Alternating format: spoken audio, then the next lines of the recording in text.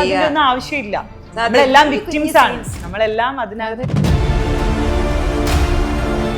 എന്നാൽ പോലും ആ ഭാര്യയ്ക്ക് ഒരു ഐഡിയ ഇല്ല ഭർത്താവിന് ഇങ്ങനെ ഒരു ജീവിതമുള്ള കാര്യം. അങ്ങനെ നമ്മുടെ വീട്ടിനകത്ത് സംശയത്തോടെ കാണണം എന്നല്ല.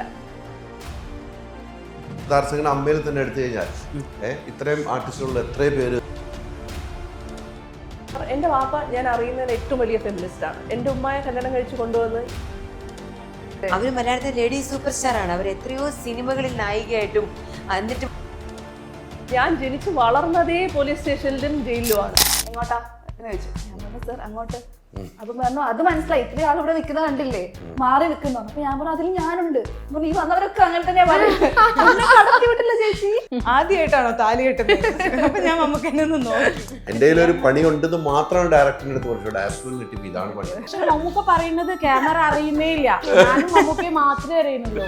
പല്ല് കടിച്ചു വെച്ചിട്ടാ ചോദിക്കുന്നത്. നമ്മളിപ്പോ വീട്ടിൽ നിന്ന് ഇറങ്ങും, നമ്മൾ ഇങ്ങോട്ട് പോകുന്ന വീട്ടിലുള്ള ഭർത്താക്കന്മാർക്ക് അറിയില്ല, അല്ലെങ്കിൽ ഭർത്താക്കന്മാരുടെ ഭാര്യമാർക്ക് അറിയില്ല. ഞാൻ ഇങ്ങനെ തന്നെ നോക്കിയിരുന്നു, ഡയലോഗ് മറന്നു എന്താന്നൊക്കെ ചോദിക്കണായിരുന്നു. അപ്പൊ നമുക്ക് പെട്ടെന്ന് ഇങ്ങനെ ഒരു ചെറിയ കാര്യം പറയട്ടെ, ദിവസവും ഒരു ചെറിയ തുക മാറ്റിവെച്ച് വലിയത് വാങ്ങണം. ഗാഡ്ജറ്റ് ആയാലും അപ്ലയൻസ് ആയാലും മൈജി സൂപ്പർ EMI, ചെറുതിന്റെ പവർ. നമസ്കാരം. കഴിഞ്ഞ ദിവസവും നമ്മളൊരു ഇന്റർവ്യൂ കണ്ടിരുന്നു കളങ്കാവിൽ ടീമിന്റെ. ഇതിപ്പോൾ മമ്മൂക്കാടൊപ്പം അഭിനയിച്ച 5 സുന്ദരിമാരാണ് എന്നോടൊപ്പം. 5 പേർക്കും സ്വാഗതം. ഇത്രയും ഭാഗ്യമുള്ളൊരു വേറെ ആരാ ഉള്ളത്? നിങ്ങൾ 5 പേരെ പോകും അല്ലേ? എവിടെ നിന്ന് തുടങ്ങണമെന്ന് എനിക്കറിയില്ല, നിങ്ങൾ തന്നെ തീരുമാനിച്ചാൽ. എല്ലാവരും മമ്മൂക്കാടെ നായികമാരാണ്. ഇനിയുണ്ട് 22 പേരല്ലേ? ഇന്ന് 5 പേര്. ഇങ്ങനെ ഓരോ ദിവസമായിട്ട് ഇങ്ങനെ 5 പേര് പ്രൊഡക്ഷൻ ടീം പറഞ്ഞുകൊണ്ടിരിക്കുന്നത്. എന്തായാലും ഭയങ്കര എക്സ്പീരിയൻസ് ആയിരുന്നു അല്ലേ? ആ എക്സ്പീരിയൻസ് എവിടെ നിന്ന് തുടങ്ങണം, അതാണ് എൻ്റെ പ്രശ്നം. നിങ്ങൾ ഇഷ്ടമുള്ളവർ തുടങ്ങി, ഞാൻ ഇഷ്ടമുള്ളവരാണ് സെലക്ട് ചെയ്യേണ്ട കാര്യമല്ലോ. നമുക്ക് എന്നോട് ചോദിക്കുമ്പോൾ എനിക്ക് അതാണ് ഇഷ്ടമെന്ന് ചോദിച്ചു കഴിഞ്ഞാലോ, അപ്പൊ നിങ്ങൾ ഇഷ്ടമുള്ളവരാരെങ്കിലും തുടങ്ങി, ആരോടും തുടങ്ങിക്കോ. നല്ല എക്സ്പീരിയൻസ് ആയിരുന്നു മമ്മൂക്ക. കറക്റ്റ് നല്ല എക്സ്പീരിയൻസ് ആയിരുന്നു. ഇപ്പൊ ഈ പറഞ്ഞ പോലെ വലിയൊരു ഭാഗ്യം തന്നെയാണ് മമ്മൂക്കയുടെ നായികയായിട്ട്. കുറച്ച് വളരെ ചെറിയൊരു പോർഷനേ ഉള്ളൂ എങ്കിലും നമുക്കൊരു ലൈഫ് ടൈം ഓർത്തിരിക്കാൻ പറ്റുന്നൊരു ഭാഗ്യമാണ് കിട്ടിയിരിക്കുന്നത്. നമ്മളൊക്കെ മലയാള സിനിമയിൽ വരിക, അല്ലെങ്കിൽ അതിനകത്തൊരു ചാൻസ് ഒക്കെ അന്വേഷിച്ച് ഓഡീഷനൊക്കെ അറ്റൻഡ് ചെയ്ത് ഒരു പെർഫോമൻസ് ചെയ്യുക എന്ന് ചെയ്യുന്നതിനേക്കാൾ ഉപരിയായിട്ട് നമുക്കിടെ നായികയായിട്ട് ഒരു സീൻ ചെയ്യാൻ പറ്റി എന്ന് തന്നെയാണ് നമുക്ക് ലൈഫിലൊരു ഹിസ്റ്ററി മാർക്കിംഗ് മൊമെന്റ്. വിജയ സിനിമയിൽ അതെ, തീർച്ചയായിട്ടും. ഇന്ന് അസിസ്കയുടെ ഒരു പോസ്റ്റ് ഇന്ന് കണ്ടിരുന്നു. ഒരുപാട് സിനിമകൾ അല്ലെങ്കിലും വിജയിക്കുന്ന സിനിമയിൽ ഒരു ചെറിയ ഭാഗമാവാൻ പറ്റിയാൽ മതി എന്ന്. അങ്ങനെ ഒരു ഭാഗ്യം കിട്ടി. അതിൽ എല്ലാരും ഹാപ്പിയാണ്. എല്ലാവർക്കും വേണ്ടി നമ്മളങ്ങ് ഹാപ്പിയാണല്ലോ. തീർച്ചയായിട്ടും ഹാപ്പിയാണ്. ഞാൻ ഒരിക്കൽ നമുക്ക് എഴുതിയത് വായിച്ചു തോർക്കുന്നു. ജൂനിയേഴ്സിനോടുള്ള ഒരു അഭിപ്രായം പോലെ, നിങ്ങളൊരു സിനിമ ചെയ്യുന്ന സമയത്ത് നിങ്ങൾ വേറൊന്നും ചെയ്യേണ്ട. സിനിമയിൽ അഭിനയിച്ചിട്ട് പോയിട്ട് ആ സിനിമ വിജയിക്കാൻ വേണ്ടി മാത്രം പ്രാർത്ഥിക്കുക. സിനിമ വിജയിച്ചാൽ അതിലുള്ള എത്ര ചെറിയ ക്യാരക്ടർ ആയിക്കോട്ടെ, എത്ര വലുതായിക്കോട്ടെ, നമ്മളും ഓട്ടോമാറ്റിക്കലി ശ്രദ്ധിക്കപ്പെടും എന്നുള്ളത്. അത് എത്ര വിസിബിൾ ആണെന്നുള്ളത് ഈ സിനിമ അതിൻ്റെ എവിഡൻ്റ് ആണ്. സത്യം പറഞ്ഞാൽ മുഖച്ച് പറഞ്ഞത് കറക്റ്റാണ്. അതിനകത്ത് ഒരാൾ പോലും വലിപ്പ ചെറുപ്പങ്ങളൊന്നും പറയാനില്ല. ഈക്വലി നമുക്ക് നായികമാരെ കാണിച്ചിട്ടുണ്ട്. അത്രയും പേർക്ക് അതേപോലെ ഒരു ഇമ്പോർട്ടൻസ് ഇതിൽ വന്നിട്ടുണ്ട്. അപ്പോൾ നല്ല സിനിമയുടെ ഭാഗമാകുക എന്ന് പറയുന്നതാണ് ഒരു ആർട്ടിസ്റ്റിൻ്റെ ഏറ്റവും വലിയ ഭാഗം. 100%. അത് ഏത് സിനിമയായാലും ഏത് സിനിമയായാലും ഓരോ സിനിമയ്ക്കും ഓരോ രീതികളാണല്ലേ. കളങ്കാവിലെത്തുമ്പം നമ്മൾ സ്വയം കാണുന്ന മമ്മൂക്കാനെയല്ല കാണുന്നത്. നമ്മൾ കണ്ട മമ്മൂക്കായുമല്ല, ഇതിൽ വേറെ മമ്മൂക്ക. ആ മമ്മൂക്കാട് കൂടെ ആദ്യം ഷോട്ട് എടുക്കുമ്പോൾ ഉണ്ടായ ഒരു അനുഭവം എന്തായിരിക്കും? ആദ്യം ക്യാമറ വയ്ക്കുമ്പോൾ മമ്മൂക്കാട് അടുത്ത് വെച്ചൊരു ക്യാമറ വയ്ക്കും. ആദ്യം എനിക്ക് തോന്നുന്നത്, ഞാൻ കാരവാനിൽ റെഡി ആയിട്ട് ഇറങ്ങി വരുമ്പോഴാണ് മമ്മൂക്കനെ ഇങ്ങനെ കാണുന്നത്. അപ്പോൾ ഞാൻ കാരവാനിൽ വെച്ച് പ്രിപ്പയർ ചെയ്ത കുറച്ച് കാര്യങ്ങളുണ്ട്. അതായത് ഡയലോഗ്സ് ആണെങ്കിലും മമ്മൂക്കനെ കാണുമ്പോൾ എന്തൊക്കെ പറയണം, എങ്ങനെ പെരുമാറണം, ഹായ് പറയണോ, ഹലോ പറയണോ, ഇതൊക്കെ ഞാൻ പ്രിപ്പയർ ചെയ്തിട്ടാണ് ഇറങ്ങുന്നത്. ഇറങ്ങി യൂഷ്വലി എനിക്ക് അങ്ങനെ ഒരു സ്റ്റേജ് ഫിയർ ഒന്നും അധികം ഇല്ലാത്ത ഒരാളാണ് ഞാൻ. പക്ഷെ ഇറങ്ങിയിട്ട് ഞാൻ മമ്മൂക്കനെ കണ്ടൊരു നിമിഷം ഞാനിങ്ങനെ ഒന്ന് ഫ്രീസായി. അതായത് തലയൊക്കെ ഒന്ന് തണുത്ത് മരവിക്കാന്ന് പറയില്ലേ, ആ ഒരു പോയിന്റിൽ ഈ പഠിച്ച ഡയലോഗ് മറന്നു, എന്ത് പറയണം എന്നുള്ളത് മറന്നു. ഇനിയിപ്പോൾ പോയിട്ട് എന്താ ചെയ്യേണ്ടതെന്ന് എനിക്കൊരു ധാരണയില്ലാത്തൊരവസ്ഥ എന്നറിയില്ല, അങ്ങനെയായിരുന്നു. പക്ഷെ പോയപ്പോൾ തന്നെ മമ്മൂക്ക വേഗം റെഡിയാണോ, പഠിച്ചോ എന്നൊക്കെ ചോദിച്ചു. അപ്പോൾ നമുക്ക് ഇരുന്നിട്ടുള്ളൊരു സീനായിരുന്നു. ഇരുന്ന് കുറച്ച് നേരം എന്നോട് സംസാരിച്ചു ഷോട്ടിന് മുൻപ്. അപ്പോഴാണ് നമ്മൾ ഈ കുറേ കേട്ടറിഞ്ഞ കാര്യങ്ങളും പുള്ളിയുടെ ദേഷ്യത്തെക്കുറിച്ചും ഒരുപാട് കാര്യങ്ങളും നമ്മൾ കേട്ടിട്ടാണ് പോകുന്നത്. അപ്പം ഞാനിങ്ങനെ നോക്കുമ്പോൾ വളരെ സിമ്പിളായിട്ടുള്ളൊരു മനുഷ്യൻ എന്താ പറയാ, ഇപ്പൊ ഞാൻ വേറെ ഇന്റർവ്യൂലും പറഞ്ഞിട്ടുണ്ടായിരുന്നു, അദ്ദേഹത്തെ പോലെ അത്രയും വലിയൊരു ആക്ടറിന് എന്നെ പോലെ ഞാൻ ഇതിലൊരു ഉടനീളം ഒരു ക്യാരക്ടർ ഒന്നും ചെയ്തിട്ടില്ല, എല്ലാവരെയും പോലെ ചെറിയൊരു ഭാഗം മാത്രമാണ് എനിക്കുള്ളത്. അപ്പൊ എന്നെ പോലെ ഒരു ആർട്ടിസ്റ്റിനെ കംഫർട്ടബിൾ ആക്കി ഇരിക്കേണ്ട ഒരു കാര്യവും അദ്ദേഹത്തിനെ സംബന്ധിച്ചിടത്തോളം ഇല്ല അദ്ദേഹത്തിന്. പക്ഷെ നമ്മളോട് പെരുമാറുന്ന ഒരു രീതിയുണ്ട്, നമുക്ക് തരുന്ന റെസ്പെക്ട്, അതെന്നെ ഭയങ്കരമായിട്ട് അത്ഭുതപ്പെടുത്തി. കാരണം ചിലപ്പോൾ ഇത്തരം കാര്യങ്ങൾ കേട്ടിട്ട് പോയത് കൊണ്ടായിരിക്കാം. മമ്മൂക്കേനെ എനിക്ക് നേരത്തെ പരിചയമില്ല, ഡൊമിനിക്ക് ചെയ്തിട്ടുണ്ട്, എന്നാൽ പോലും ഒരു സംസാരിക്കാനുള്ള ഗ്യാപ്പൊന്നും ഭയങ്കരമായിട്ട് എനിക്ക് കിട്ടിയിട്ടില്ല. അപ്പോൾ അദ്ദേഹം ഇത്ര സിമ്പിളായിട്ട് പെരുമാറുന്നത് തന്നെ ഭയങ്കരമായിട്ട് എനിക്കൊരു സർപ്രൈസിങ് എലമെന്റ് ആയിരുന്നു. ഡയലോഗ് പെട്ടെന്ന് തിരിച്ചു കിട്ടിയോ? കിട്ടി. കാരണം അത് ഞാൻ ഒരു 2-3 ദിവസം ഞാൻ ബൈഹാർട്ട് വെച്ചിട്ട് പോയൊരു കാര്യമാണ്. കാരണം ഞാൻ നേരത്തെ പറഞ്ഞു, ഇത് ഏതോ ഒരു ഇന്റർവ്യൂവിലും നമുക്ക് പറയുന്നുണ്ടായിരുന്നു, കൂടെ വർക്ക് ചെയ്യുന്ന ആൾക്കാർ വന്നിട്ട് ഡയലോഗ് തെറ്റിച്ചിട്ട് പറയും, സാറിനെ കണ്ടപ്പോൾ എക്സൈറ്റ്മെന്റ് പേടി കാരണം എനിക്ക് പറ്റിപ്പോയതാണ്, ഇവന്മാർ ഡയലോഗ് പഠിക്കാതെ വന്നിട്ട് എന്നെ പറഞ്ഞിട്ട് എന്താ കാര്യം. ഈ ഇന്റർവ്യൂ കണ്ടപ്പോൾ തന്നെ എനിക്കൊരു ഐഡിയ ഇല്ല ഞാൻ മമ്മൂക്കയുടെ കൂടെ അഭിനയിക്കാൻ ഒരു ചാൻസ് കിട്ടുന്നൊന്നും നമ്മൾ വിചാരിക്കുന്നേ ഇല്ല. പക്ഷെ ഈ സാധനം എപ്പോഴും എൻ്റെ മൈൻഡിൽ ഉണ്ടായിരുന്നു. അതുകൊണ്ട് തന്നെ ഞാൻ കാരണം അദ്ദേഹത്തിന് ബുദ്ധിമുട്ട് ഉണ്ടാവരുത്. കാരണം ഓഫ് കോഴ്സ് നമ്മൾ മമ്മൂട്ടി കമ്പനി ഒരു ആർട്ടിസ്റ്റിനെ തിരഞ്ഞെടുക്കുമ്പോൾ അവർ എക്സ്പെക്ട് ചെയ്യുന്ന ഒരു പ്രൊഫഷണലിസം ഉണ്ടാവുമല്ലോ, അപ്പോൾ അത് കൊടുക്കണമെന്ന് എനിക്കുള്ളത് കൊണ്ട് ഞാൻ നേരത്തെ പ്രിപ്പയർഡ് ആയിരുന്നു. അല്ലേ, ഇവിടെയും പ്രശ്നമൊന്നും ഇല്ലായിരുന്നു. ഞാൻ കൊച്ചിയിൽ വന്നിട്ട് 3 വർഷമായി. ആക്ടിങ് ആൻഡ് മോഡലിംഗ് എന്നുള്ളൊരു സ്വപ്നമായിട്ട് വന്നതാണ്. അപ്പോൾ ഒരു പോയിന്റിൽ നമ്മളിങ്ങനെ 1 വർഷം 2 വർഷം 3-ാമത്തെ വർഷം അങ്ങനെയാണ് ഈ സിനിമ എൻ്റെ കയ്യിൽ വരുന്നത്. അപ്പോൾ നമ്മൾ ഇത്രയും നാൾ കാത്തിരിക്കുന്നത് കൊണ്ട് എന്താണ് അർത്ഥം എന്നത് നമുക്ക് ആലോചിക്കുന്ന ഒരു നിമിഷങ്ങളുണ്ടാവുമല്ലോ. ഈ മമ്മൂട്ടി കമ്പനീൻ്റെ ഈ സെറ്റിലെത്തുമ്പോഴാണ് എനിക്ക് അതിൻ്റെ അർത്ഥം മനസ്സിലായത്. കാര്യം എന്ന് പറഞ്ഞാൽ ഞാൻ തീരെ ടെൻസ്ഡ് അല്ലായിരുന്നു. എല്ലാവരും ടെൻസ്ഡ് എന്ന് പറയുന്നു, ഞാൻ തീരെ ടെൻസ്ഡ് അല്ലായിരുന്നു. കാര്യം എന്ന് പറഞ്ഞാൽ ആ സെറ്റിൽ നടക്കുന്ന ഓരോ ആൾക്കാരും എന്ത് ഹൈറാർക്കിയിൽ എവിടെ ഉള്ളവരാണ്, അവരുടെ ഓരോരുത്തരുടെ റോൾ എന്താണ്. നമുക്ക് വന്നപ്പോൾ ഒബ്വിയസ്ലി ഒരു എന്ത് ചെയ്യണം എന്ന് അറിഞ്ഞുകൂടാത്ത ഒരു സാധനം ഉണ്ടായിരുന്നു ഇപ്പോൾ പറഞ്ഞ പോലെ. പക്ഷെ അല്ലാതെ ആ ഒരു സെറ്റിലെത്തുമ്പോഴത്തേക്കും അത്രയും വർഷം നമ്മളിങ്ങനെ എഫേർട്ട് എടുത്ത് കഷ്ടപ്പെട്ട് ഒരിടത്ത് എത്തുമ്പോൾ എന്തിനു വേണ്ടി അതിനു വേണ്ടി നമ്മൾ പ്രിപ്പയർ ചെയ്യായിരുന്നു എന്നുള്ളതിൻ്റെ ഒരു ഉത്തരവാണ് എനിക്ക് ആ സെറ്റിലെത്തിയപ്പോൾ ഉണ്ടായത്. വളരെ കംഫർട്ടബിൾ ആയിരുന്നു, വളരെ ഓക്കെ ആയിരുന്നു. വീണ്ടും അങ്ങനെയുള്ളൊരു സെറ്റിലെത്തുക means it became a gold standard. അങ്ങനെ ഒരു ഫീലിംഗ് എനിക്കുണ്ട് ആ ഒരു എക്സ്പീരിയൻസ്. 3 വർഷത്തെ കാത്തിരിപ്പ്. അതെ അല്ലേ, ഒരിക്കലും പ്രതീക്ഷയില്ല ഇത്തരം ഒരു കമ്പനിയിൽ എത്തുമെന്ന്. എനിക്ക് നല്ല പൊസിഷൻസിൽ എത്തും എന്നുള്ളതൊക്കെ എൻ്റെ മനസ്സിലൊരു ഫെയ്ത്ത് ഉണ്ട്. അല്ലാതെ നമ്മൾ അംബിഷ്യസ് അല്ലാതെ ഇങ്ങനെ സ്ഥലങ്ങളിൽ എത്തില്ലല്ലോ. അപ്പോൾ എന്നാൽ അത് വളരെ നന്നായി. നമ്മൾ പ്രതീക്ഷിച്ചതിനെക്കാട്ടും അപ്പുറം ഒരു മോശം അനുഭവം പോലും എനിക്കുണ്ടായില്ല. അതായത് കറക്റ്റ് സമയത്തിനെത്തി അപ്പം തന്നെ എടുത്ത് അപ്പം തന്നെ പുറത്ത് പോകുക എന്നുള്ളതായിരുന്നു. അതായത് നമ്മൾ വെയിറ്റ് ചെയ്തിരിക്കുക, നമുക്കൊരു മുഷിപ്പുണ്ടാവുക, അങ്ങനെയുള്ളൊരു രീതിക്ക് പോലും ഇല്ലായിരുന്നു, ഇത്രയും ചെറിയ പാർട്ടാണെങ്കിൽ പോലും. അപ്പോൾ നമ്മൾ ഒരു സെറ്റിലേക്ക് പ്രിപ്പയർ ചെയ്ത് പോകുമ്പോൾ, അതായത് ഒരുങ്ങി പോകുമ്പോൾ നമ്മൾ പ്രതീക്ഷിക്കുന്നുണ്ട് അവിടെ നമുക്ക് ഇത് സംഭവിക്കാം അങ്ങനെ ഒരു സംഭവം ഇല്ലാതെ പക്ക ഒരു പ്യോർലി ഗുഡ് എക്സ്പീരിയൻസ് ആയിട്ട് തിരിച്ചു വരുന്നത് ആദ്യമായിട്ടായിരുന്നു.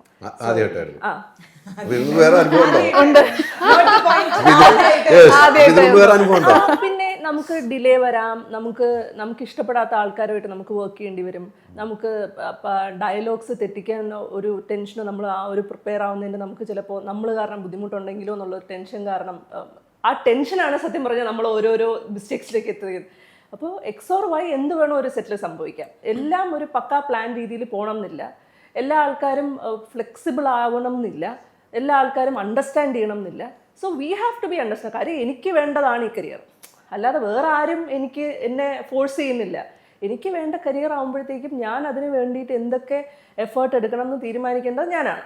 അപ്പോൾ എനിക്ക് ഈ വർക്ക് ചെയ്യുന്ന സമയത്ത് എനിക്ക് എല്ലാം കൊണ്ടും കംഫർട്ടബിൾ ആയിരുന്നു. Because I could be A complete professional in the set.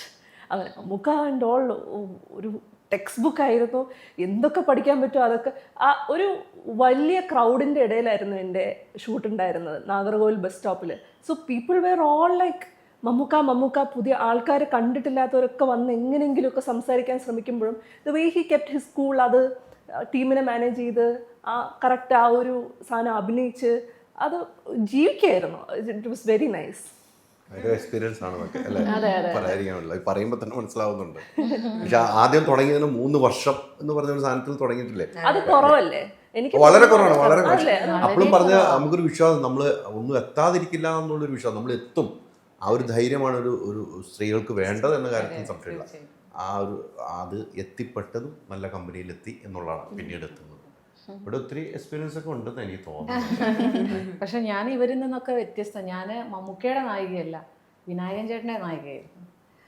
അതാണൊരു പക്ഷെ ആ വിനായകന്റെ നായിക എന്ന് പറയുമ്പോൾ എല്ലാം അറിയുന്ന ഒരു സോ നായികയായിരുന്നു. പ്രൗഡ്. എനിക്ക് ഞാൻ ഭയങ്കര അഭിമാനിക്കുന്നുണ്ട് അതിൽ.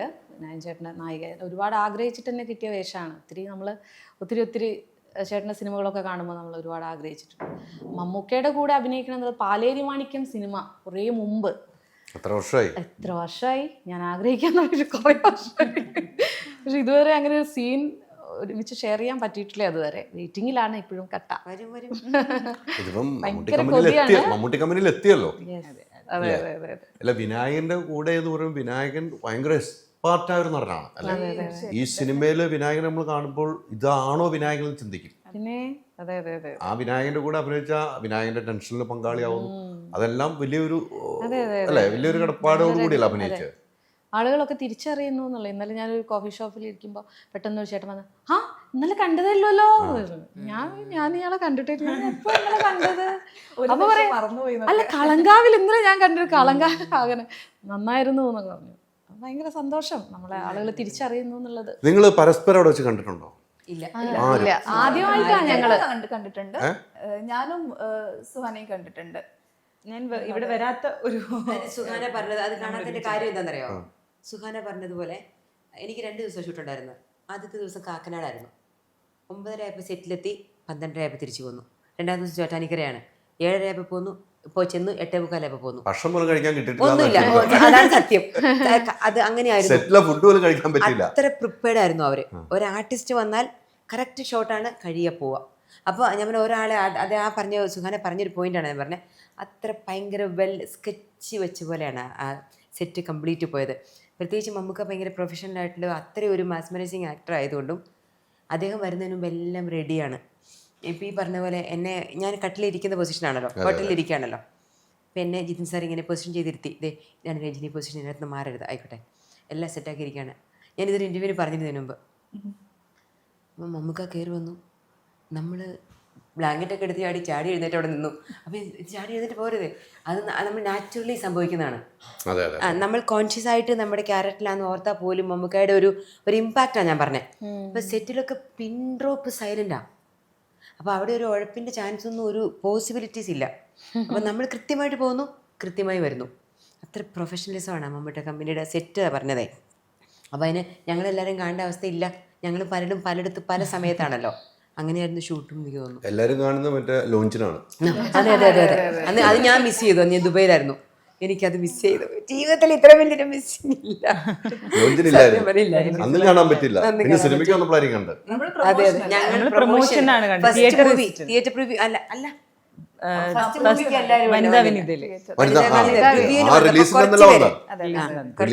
ഒരുമിച്ച് കാണുന്നത്. നിങ്ങൾ മാത്രം കണ്ടിരുന്നു? ഇവരൊക്കെ പുള്ളിയുടെ ഷൂട്ടിന്റെ അന്നാണ് ഞാൻ ആദ്യമായിട്ട് ലൊക്കേഷനിലോട്ട് പോകുന്നത് ഫോർ സെലക്ഷൻ. ആക്ച്വലി എന്നോട് ഇങ്ങനെ പെട്ടെന്ന് വിളിച്ചിട്ടാ പറയുന്നത്. അല്ലല്ല, ഇവിടെ കൊച്ചിയിൽ ഷൂട്ട് ഉണ്ടായിരുന്നു. അപ്പൊ എന്നോട് പെട്ടെന്ന് ഇങ്ങനെ വിളിച്ചോണ്ട് ഒരു മൂവി നടക്കുന്നുണ്ട്, ഒന്ന് ലൊക്കേഷനിലേക്ക് വന്ന് കണ്ടു നോക്കൂ. അപ്പൊ പോകുമ്പോ എനിക്ക് അറിയില്ല ഇത് മമ്മൂക്കയുടെ മൂവിയാണ്, എന്ത് റോളാ ചെയ്യാൻ പോണേന്നൊന്നും എനിക്കറിയില്ല.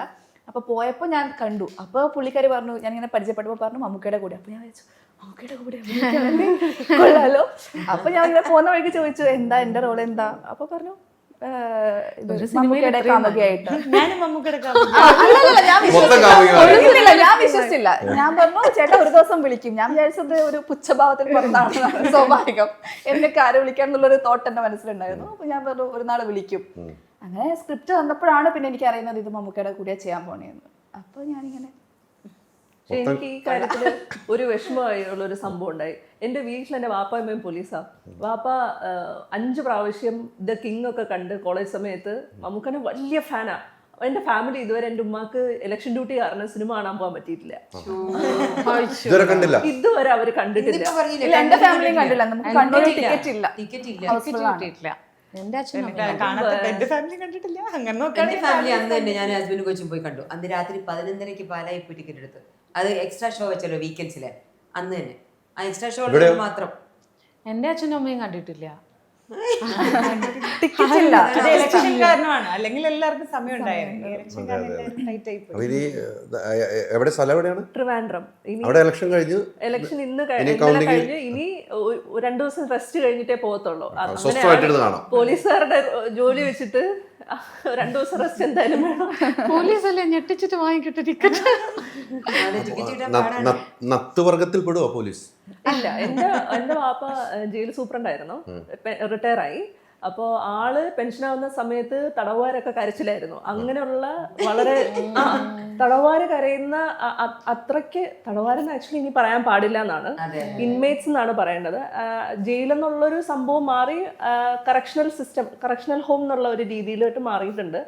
അപ്പോൾ ജയിൽ പ്രിസൺ ഡിപ്പാർട്ട്മെന്റിലേക്ക് മെന്റൽ ഹെൽത്ത് കൊണ്ടുവന്ന ആളാണ് എൻ്റെ father, Salim K. Attingal sub jail സൂപ്രണ്ടായിട്ടാണ് റിട്ടയർ ആവുന്നത്. അപ്പോൾ അതുകൊണ്ട് തന്നെ ആള് പെൻഷനാവുന്ന സമയത്ത് എല്ലാവരും കരച്ചിലായിരുന്നു. അവർക്ക് വേണ്ട കൗൺസിലിംഗ്, അവർക്ക് വേണ്ട മരുന്നുകൾ, അങ്ങനെയൊക്കെയുള്ള രീതിക്ക് ആള് ഭയങ്കര പ്രോംപ്റ്റ് ആയിരുന്നു ആ കാര്യത്തിൽ. അപ്പം പുള്ളിക്കാരൻ്റെ മമ്മൂക്കാൻ്റെ വലിയ ഫാനാണ്. ഇത് കിങ്ങിലെ വലിയൊരു അഡ്മിനിസ്ട്രേറ്ററെ ഭയങ്കര ആരാധ്യ പുരുഷനായിട്ട് കാണുന്ന ഒരാള് ഇതുവരെ ഈ സിനിമ കണ്ടില്ല എന്ന് പറഞ്ഞപ്പോഴത്തേക്ക് എനിക്കൊരു വിഷമമുണ്ട്. സമയമുണ്ടെന്നുണ്ട്.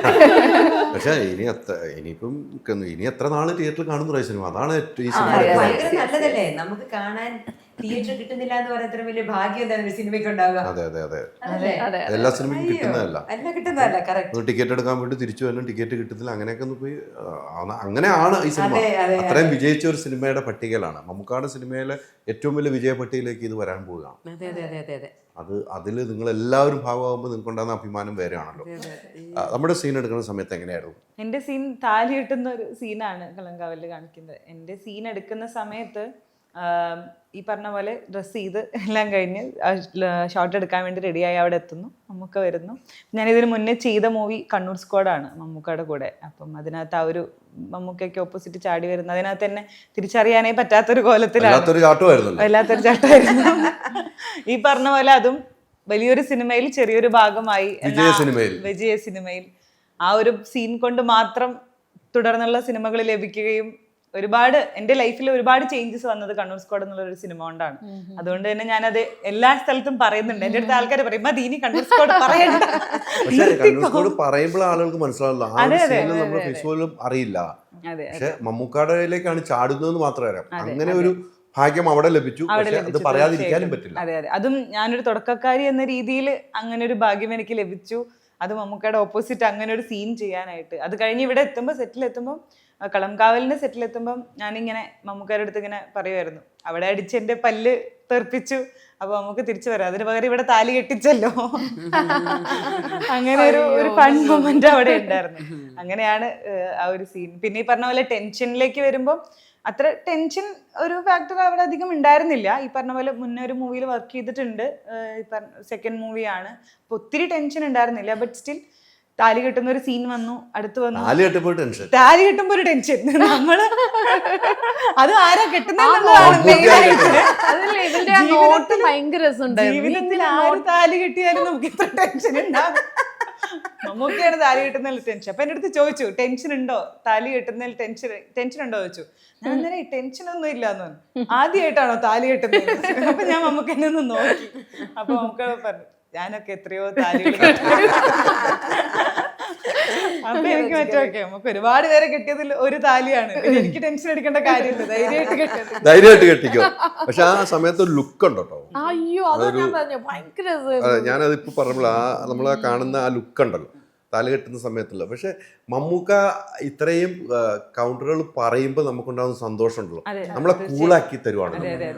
നേരത്തെ കേട്ടുപിടിച്ച, നേരത്തെ പറഞ്ഞല്ലോ, അങ്ങനെയല്ല മമ്മൂക്ക എന്നുള്ള അടുക്കുന്നവർക്ക് അറിയാൻ പറ്റുള്ളൂ. മമ്മൂക്ക ഇപ്പൊ ഒരു ഫോൺ പറയാം ഇങ്ങനെ ഒരു ബാസിലങ്ങ് പറയുന്നല്ലാതെ, പക്ഷെ അടുത്തേക്ക് പോയി കഴിഞ്ഞാൽ മമ്മൂക്കായ പോലെ സിമ്പിളായ ഒരു മനുഷ്യന് വേറെ ഇല്ലാന്ന് നമുക്ക് പറയേണ്ടതായി വരും. അതാണ് ആള് ചെറിയ എന്തെങ്കിലും പറഞ്ഞാലും നമ്മളെ സംബന്ധിച്ചിടത്തോളം അത് വലിയൊരു കാര്യമാണ്. കാരണം അദ്ദേഹത്തിനെ പോലുള്ള ഒരാളോട് സംസാരിക്കാൻ പറ്റുന്ന പോലും ചിന്തിക്കാത്ത ഒരിടത്ത് നിന്ന്, ഇപ്പൊ ഡൊമിനിക്കിൽ പറയുകയാണെങ്കിൽ ഒരു നൈറ്റ് ഷൂട്ട് ഉണ്ടായിരുന്നു. അപ്പോൾ ഒരു കാറിലായിരുന്നു സീൻ നടന്നുകൊണ്ടിരിക്കുന്നത്. അപ്പോൾ മുമ്പിൽ മമ്മൂക്കയുണ്ട്, കൂടെ നായിക സുഷ്മിതയാണ് ചെയ്തിട്ടുണ്ടായിരുന്നത്. അപ്പോൾ ആളുണ്ട്.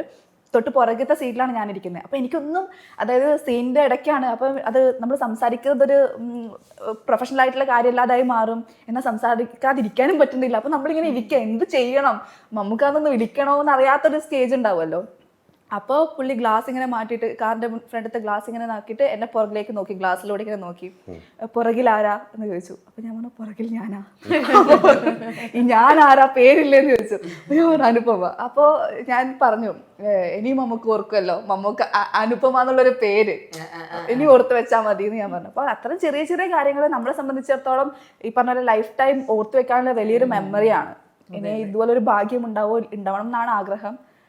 ഉണ്ടാവോ ഇല്ലയോ എന്നുള്ള കാര്യം നമുക്ക് അറിയില്ല. അപ്പോൾ ഒരുപാട് ഞങ്ങളെ അറിയാം എന്നുള്ളതാണ് ഒരു സന്തോഷം.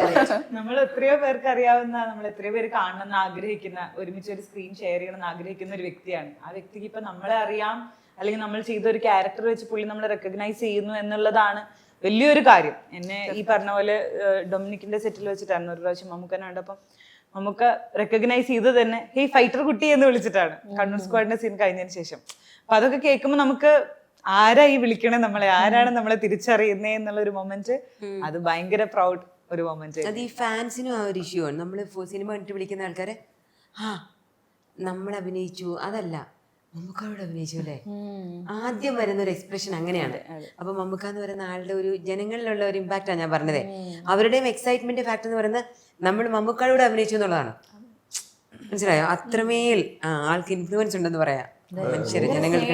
എല്ലാവർക്കും. പിന്നെ ശരിക്കും സത്യസന്ധമായിട്ട് പറയുകയാണെങ്കിൽ നമുക്ക് നമ്മൾ 1-2 തവണ കണ്ടിട്ടുള്ളൂ. പക്ഷെ ജനങ്ങള് പ്രതീക്ഷിക്കുന്നത് നായികയായിട്ട് അഭിനയിച്ചുകൊണ്ട് എന്നും മമ്മൂക്കനെ വിളിക്കും. 10-30 ദിവസവും മമ്മൂക്കയുടെ കൂടെ ആയിരുന്നു. എന്നോട് നമ്മള് ഇവിടെ തിയേറ്റർ വിസിറ്റിന് പോയപ്പോ ഒരു ചേച്ചി കണ്ടു പറഞ്ഞു, മമ്മൂക്കനെ കാണുമ്പോ പറയണേ ഞാൻ ഭയങ്കര ഫാനാ. അപ്പൊ ഞാൻ പറഞ്ഞു ചേച്ചി ഞാൻ എപ്പോഴെപ്പോഴും ഇനി എപ്പോ കാണുന്ന പോലെ ഞങ്ങൾക്ക് അറിയാം, കാണുന്ന പോലെ അറിയാം. അല്ല, അങ്ങനെ ചിന്തിക്കും ആളുകൾ, ചിന്തിക്കുമല്ലോ. സിനിമയില് നായികയായിട്ട് അഭിനയിച്ചു, അത് ഒരു സീനാണെങ്കിലും ഒരു 5 മിനിറ്റ് ആണെങ്കിലും പുറത്തു നിന്ന് കാണുന്നവർ അങ്ങനെ ചിന്തിക്കുന്നു. ആ ചിന്താഗതിയാണ് എല്ലാവർക്കും ഉള്ളത്. അവർക്ക് കാണാൻ ആഗ്രഹിക്കുന്നു, മമ്മൂക്കാനൊന്ന് അടുത്തേക്ക് ആഗ്രഹിക്കുന്നു, നിങ്ങൾ ചേർന്ന് നിൽക്കുന്നു. അപ്പൊ നിങ്ങളോട് വേണമല്ലോ പറയാൻ. പബ്ലിക് മാത്രമല്ല, ആർട്ടിസ്റ്റുകള് ഇതൊക്കെ ആലോചിച്ച് നോക്കിയേ, 100 സിനിമ ചെയ്തിട്ട് നമുക്കവിടെ അഭിനയിക്കാൻ പറ്റാത്ത ആർട്ടിസ്റ്റുകളുണ്ട് ഇൻഡസ്ട്രിയിൽ. എത്രയുണ്ട്? അപ്പൊ ഒന്ന് പബ്ലിക്കിനെ വിട്, അങ്ങനെ ചിന്തിച്ചു നോക്കിയേ. അത് ചെറിയൊരു കാര്യമല്ല. അതാണ് അതൊരു ചെറിയ കാര്യമല്ല. അതാണ് അത് ഇപ്പൊ നമ്മൾ താരസംഘടന അമ്മയിൽ തന്നെ എടുത്തു കഴിഞ്ഞാൽ ഇത്രയും ആർട്ടിസ്റ്റുകളിൽ എത്രയും പേര് മമ്മൂക്കാട് കൂടെ അഭിനയിക്കാത്ത ഒരുപാട് പേരുടെ ഒരുപാട് ആർട്ടിസ്റ്റുകൾ ഇന്റർവ്യൂവിൽ നമ്മൾ പറയുന്നത് കേട്ടിട്ടുണ്ട്. എന്താണ് ഇനി അടുത്തൊരു സിനിമ എന്താണ് വേണമെന്ന് പറയുമ്പോ ഒരാഗ്രഹം ഇതാണ്, മമ്മൂക്കയുടെ കൂടെ ഒരു സീൻ ചെയ്യാൻ ഈ ആക്ടിങ് ഫീൽഡിലോട്ട് വരുമ്പോ ഫസ്റ്റ് ഞാനൊക്കെ കേട്ട, എനിക്കറിയില്ല എത്ര പേര് കേട്ടിട്ടുണ്ടെന്ന്, ഞാനൊക്കെ കേട്ടൊരു കാര്യമാണ് പിന്നെ ആക്ടിങ്, ഇനി സിനിമ നടി, പിന്നെ ഇപ്പൊ മമ്മൂക്കയുടെ നായികയായിട്ടല്ലോ അഭിനയിക്കാൻ പോണേ. ആ ഒരു കാര്യം ഞാൻ ഈ സീൻ ഇപ്പൊ തിയേറ്റർ ഇത് മൂവി വന്നതിന് ശേഷം ഞാൻ ചില ഗ്രൂപ്പിലൊക്കെ ഇട്ടിട്ടുണ്ട്. ഞാൻ ഫുള്ളായിട്ട് പറയുന്നില്ല, പക്ഷെ പ്രിയപ്പെട്ട കൂട്ടുകാരെ ചെയ്തിട്ടുണ്ട്, മമ്മൂക്കയുടെ നായികയായിട്ടുണ്ട് എന്നുള്ളത് നമുക്കൊരു അഭിമാനമാണ്. അത് കാരണം അതൊരു പോസ്റ്റിൽ എത്തുന്ന പോലൊരു എന്താ പറയാ, അതൊരു അറിയില്ല എന്താ വാക്കുകൾ കൊണ്ട് അത് പറയണ്ടേന്നുള്ളത്. നമ്മുടെ ലേഡി സൂപ്പർ സ്റ്റാർ ഉണ്ടല്ലോ, ഞാൻ ഓർക്കുന്നുണ്ട്, എനിക്കൊന്ന് മഞ്ജു വാര്യർ ആദ്യം ചെയ്ത് പ്രീസ്റ്റ് അല്ലേ സിനിമ മമ്മൂക്കാട് അത് പറഞ്ഞ ഓർക്കുന്നുണ്ട്. ഇത്രയും സിനിമ ഞാൻ ചെയ്തെങ്കിലും ഒന്ന് ചിന്തിച്ചു നോക്ക്, അവര് മലയാളത്തിലെ ലേഡി സൂപ്പർ സ്റ്റാർ ആണ്. അവർ എത്രയോ സിനിമകളിൽ നായികയായിട്ടും എന്നിട്ട് മമ്മൂക്കോട് അഭിനയിക്കാൻ പറ്റിയിട്ടില്ല. ഇത്ര നാൾ വെയിറ്റ് ചെയ്യേണ്ടെന്ന് പറയുമ്പോ സാധാരണക്കാരെ നമ്മൾ എന്ത് പറയാൻ, ഒന്ന് ചിന്തിച്ചു നോക്കിയേ. അതാണ് ഒരുമിച്ചിരുന്ന് അഭിനയിക്കുവാണ്, അല്ലാതെ അപ്പുറം ഇപ്പുറം ഫോൺ കോളിലല്ല. അതാണ് ഭാഗ്യം. അങ്ങനെ അഭിനയിക്കുന്ന ഫോൺ കോളില് മമ്മൂക്കാട് അടുത്ത് ഫോൺ ചെയ്തിട്ട് പോയവരുണ്ട്. ഇത് നിങ്ങൾ ഒരുമിച്ച് ചേർന്ന് നിന്ന് അഭിനയിച്ച ഒരു ഭാഗ്യം നിങ്ങൾക്ക് കിട്ടിയത് വലിയ ഭാഗ്യമാണ്. അതൊരു എക്സ്പീരിയൻസ്. ഈ പറഞ്ഞ പോലെ നമ്മൾ ബാക്കിയുള്ള ആർട്ടിസ്റ്റുകളുടെ വേറെ സിനിമകളിൽ ചെയ്യുമ്പോഴാണെങ്കിലും നമുക്ക് കിട്ടുന്ന ഒരു ഡിഫറൻസ് എന്ന് പറഞ്ഞാല്, മമ്മൂക്കാടെ കൂടെ ചെയ്യുന്ന ആ ഒരു സീനില് ഒരിക്കലും നമ്മൾ ഒരു സീൻ ആക്ട് ചെയ്യുകയാണെന്നുള്ളൊരു ഫീല് വന്നിട്ടില്ല. നമുക്ക് ശരിക്കും ആ ഒരു moment, living in the moment എന്ന് പറയുന്ന പോലെ പുള്ളി ആ സീൻ ചെയ്യുമ്പോൾ നമ്മൾ ഓട്ടോമാറ്റിക്കലി നമുക്ക് തിരിച്ചാ ഡയലോഗ് വരും. നമ്മളിപ്പോ ഇതിൽ ജീവിക്കുകയാണെന്നുള്ളൊരു തോന്നൽ നമുക്ക് സ്റ്റോറി അറിയത്തില്ല. ഞങ്ങൾക്ക് ആർക്കും സ്റ്റോറി അറിയത്തില്ലല്ലോ. അദ്ദേഹം സ്നേഹത്തോടെ ഞങ്ങളെ പ്രേമിക്കുന്ന ആളല്ലേ, സീരിയസ്ലി അല്ല. ഞങ്ങൾ അഭിനയ സമയത്ത് ഞങ്ങൾക്ക് ആർക്കും അറിയത്തില്ലല്ലോ ഈ വില്ലൻ അറിയത്തില്ലല്ലോ. ഞങ്ങളെല്ലാം സ്നേഹിച്ചിരിക്കുകയാണ്, അപ്പൊ ഞങ്ങൾ വളരെ സന്തോഷത്തിലാണല്ലോ. പുള്ളി കടുങ്ങി ചെയ്യുന്നത് നമുക്കറിയില്ലല്ലോ. അറിയില്ലല്ലോ. ശ്രുതിയുടെ അത് ഒരുപാട് നമുക്ക് പറയാനും പറ്റില്ല. അതെ അതെ അതെ അതെ അതെ അതെ. കഥയെ കുറിച്ച് ഒരുപാട് പറയാനും പക്ഷെ പറ്റില്ല. ഈ കഥ വായിച്ചു പോയ കഥയാണ്. ഞാനൊക്കെ ഇത് വായിച്ചു പോയിട്ട് ഞാൻ ഇന്നലെ ജിതിന്റെ അടുത്ത് ഇന്റർവ്യൂ പോയത് എനിക്ക് ചില സാധനങ്ങൾ എനിക്ക് ഫീൽ കിട്ടിയിട്ടില്ല. ഞാൻ ഓപ്പണായിട്ട് പറഞ്ഞതാണ്. അത് ഞാൻ കഥ വായിച്ചുകൊണ്ട് എനിക്ക് ഫീൽ ഉണ്ട്. എനിക്ക് ഇതിലെ ഈ സിനിമ ഒരു സ്ലോ എന്ന് പറയാനുള്ള കാരണം അതാണ്. ചില ആൾക്ക് സ്ലോ എന്ന് പറയും, പക്ഷെ അങ്ങനെ സിനിമയാണ്, ഇതൊരു ഡ്രാമയാണെന്ന് തന്നെ എപ്പോഴും പറയുന്നുണ്ട്. ഡയറക്ടർ പറഞ്ഞു ഇന്നോവേറ്റബിൾ ചേഞ്ചസ് വരുത്തിയിട്ടുണ്ടല്ലോ. ഉണ്ടല്ലോ, തീർച്ചയായിട്ടും ഒത്തിരി ചേഞ്ച്. നമ്മൾ ഒരു ക്രൂരനായ മമ്മൂക്കായ നമുക്ക് ഒരിക്കലും കാണാൻ പറ്റില്ല. ഈ ഒരു വില്ലൻ എന്ന് പറയുന്ന മമ്മൂക്കായ നമ്മൾ സ്നേഹിച്ച് ഇറങ്ങിപ്പോകുന്നു. നമുക്ക് ടോയ്ലറ്റിലുള്ളൊരു മരണം എന്ന് വെച്ചാൽ ഭയങ്കര, നമ്മൾ വായിച്ചത് ഭീകരതയാണ്, പക്ഷെ അത് സിമ്പിളാക്കി എന്നാൽ നമ്മൾ ഉൾക്കൊള്ളുകയും ചെയ്തു. അതാണ് ഈ സിനിമയുടെ ഏറ്റവും വലിയ പ്രത്യേകത. നമുക്കത് അറിയാം, വായിച്ചവർക്ക് ഒത്തിരി അറിയാവുന്നതുകൊണ്ടാണ് ഞാൻ പറഞ്ഞത്. നമ്മൾ മുൻപും പറഞ്ഞിട്ടുണ്ട്, അതൊരു ഡയറക്ടറിന്റെ ബ്രില്യൻസ് ആണ്. Script brilliance. ജിതിൻ ചേട്ടന്റെയും. കാരണം നമ്മളിത് നേരത്തെയും സംസാരിക്കുമ്പോഴും പറഞ്ഞിട്ടുണ്ട്, ഇത്രയും സ്ത്രീകളെ കൊല്ലുന്ന ഒരു കഥാപാത്രമാണ് ഇത്. അതായത് നമുക്കിപ്പോ പ്രത്യേകിച്ച് സ്ത്രീകളെ കുറിച്ച് കൂടുതൽ കാര്യങ്ങൾ ഇപ്പൊ സോഷ്യലി ഒരുപാട് നടക്കുന്നത് കൊണ്ട് ഇത്രയും സ്ത്രീകളെ കൊല്ലുന്ന ഒരു കഥാപാത്രമായിട്ട് പോലും ഈ സിനിമയിൽ എവിടെയും ഒരു സ്ത്രീനെ മോശമാക്കുന്ന രീതിയിലോ അപമാനിക്കുന്ന രീതിയിലോ അധിക്ഷേപിക്കുന്ന രീതിയിലോ ഒരു കാര്യം എന്തൊക്കെ കാണിക്കാമായിരുന്നു. പോസിബിലിറ്റീസ് ഉണ്ടായിരുന്നു. നമുക്ക് ഫാമിലി ആയിട്ട് ധൈര്യമായിട്ട് ആർക്കും പോയി കാണാൻ. എന്നെ കളങ്കാവില് ഫസ്റ്റ് കഴിഞ്ഞപ്പോ തന്നെ ഫാമിലി ഫ്രണ്ട്സ് ഒക്കെ വിളിച്ച് ചോദിച്ചു, പിള്ളേരൊക്കെ ആയിട്ട് പോകാൻ പറ്റുമോ, എങ്ങനെയാണ്, വയലൻസ് ഒക്കെ ഉണ്ടോ, എന്നോടും ചോദിക്കുന്നുണ്ട്. എല്ലാം പറയാതെ കാണിക്കാതെ പറയുന്നുണ്ട്. അപ്പം ധൈര്യമായിട്ട് ആർക്ക് വേണമെങ്കിലും ഫാമിലി ആയിട്ട് പോയിരുന്ന് കാണാൻ പറ്റുന്ന രീതിയിൽ, എന്നാൽ കണ്ടന്റ് അങ്ങനെയാണ് എടുത്തു വെച്ചിരിക്കുന്നത്. പക്ഷെ ഇത് വലിയ മെസ്സേജും ഉള്ള ഒരു സിനിമയാണ്. പിന്നെ തീർച്ചയായിട്ടും വലിയ മെസ്സേജ് നമ്മളിപ്പോൾ കാണുന്നു, വായിക്കുന്നു, ഫാമിലിയായിട്ട് ജീവിക്കുന്നവർ അന്യപുരുഷന്മാരോടൊപ്പം ഒളിച്ചു പോകുന്നു, ഇതൊക്കെ ഒന്ന് പഠിക്കേണ്ട ഒരു സിനിമയാണ്. വലിയ മെസ്സേജ് ഈ സിനിമ പറയുന്നത്. ഒരു പെൺകുട്ടി ഒളിച്ചോടി പോയി എന്ന് പറയുന്ന സമയത്ത് അത് പിന്നെ അതിലോട്ട് തിരിഞ്ഞു നോക്കണ്ട എന്നുള്ള രീതിക്ക് എഴുതിത്തള്ളപ്പെടുന്ന ഒരു കേസായി മാറുന്നു. അത് ഇപ്പോഴും ഉണ്ട്. അങ്ങനെ വരുന്ന ഒരു സ്റ്റേജ്, ഒരു കുട്ടി സേഫ് ആണോ, സേഫ് ആയിട്ട് എത്തിയിട്ടുണ്ടോ, ആ കുട്ടി ഒറ്റയ്ക്ക് ജീവിക്കാൻ കെൽപ്പുള്ള ഒരു കുട്ടിയാണോ, അല്ലാന്നുണ്ടെങ്കിൽ ആര് വിശ്വസിച്ചാണ് ഇറങ്ങി പോയിരിക്കുന്നത് എന്നുള്ള രീതിക്ക് ഒരു ഫാമിലിക്ക് ഒളിച്ചോടി പോയൊരു പെൺകുട്ടിയെ അന്വേഷിച്ച് ചെല്ലാൻ പോലീസിന്റെ സഹായം ചിലപ്പോൾ എത്രമാത്രം കിട്ടുന്ന ഇപ്പോഴും ചോദ്യചിഹ്നമാണ്. അത് ആ ഫാമിലിക്ക് ആ കുട്ടിയോടൊരു കൂറുണ്ടെങ്കിൽ പോലും പോലീസുകാർ പറയും ഇറങ്ങിപ്പോയല്ലേ വിട്ടുകളയൂ എന്നുള്ള രീതിക്കുള്ള ഒരു സംസാരം ഇപ്പോഴും ഉണ്ട്. അത് ശരിയല്ല. പ്രായത്തിന്റെ ഒരു ഓളത്തിന് ചിലപ്പോ വിശ്വസിച്ച് ഇതേപോലെ പറ്റിക്കപ്പെട്ട് ഒരുപാട് പേര് പോകുന്നുണ്ട്. ശരിക്കും പെൺകുഞ്ഞുങ്ങളെ ഇത് കാണിക്കണം സിനിമ. അവരുടെ ഒരു പേടി ഉണ്ടാവും സത്യമായിട്ടും.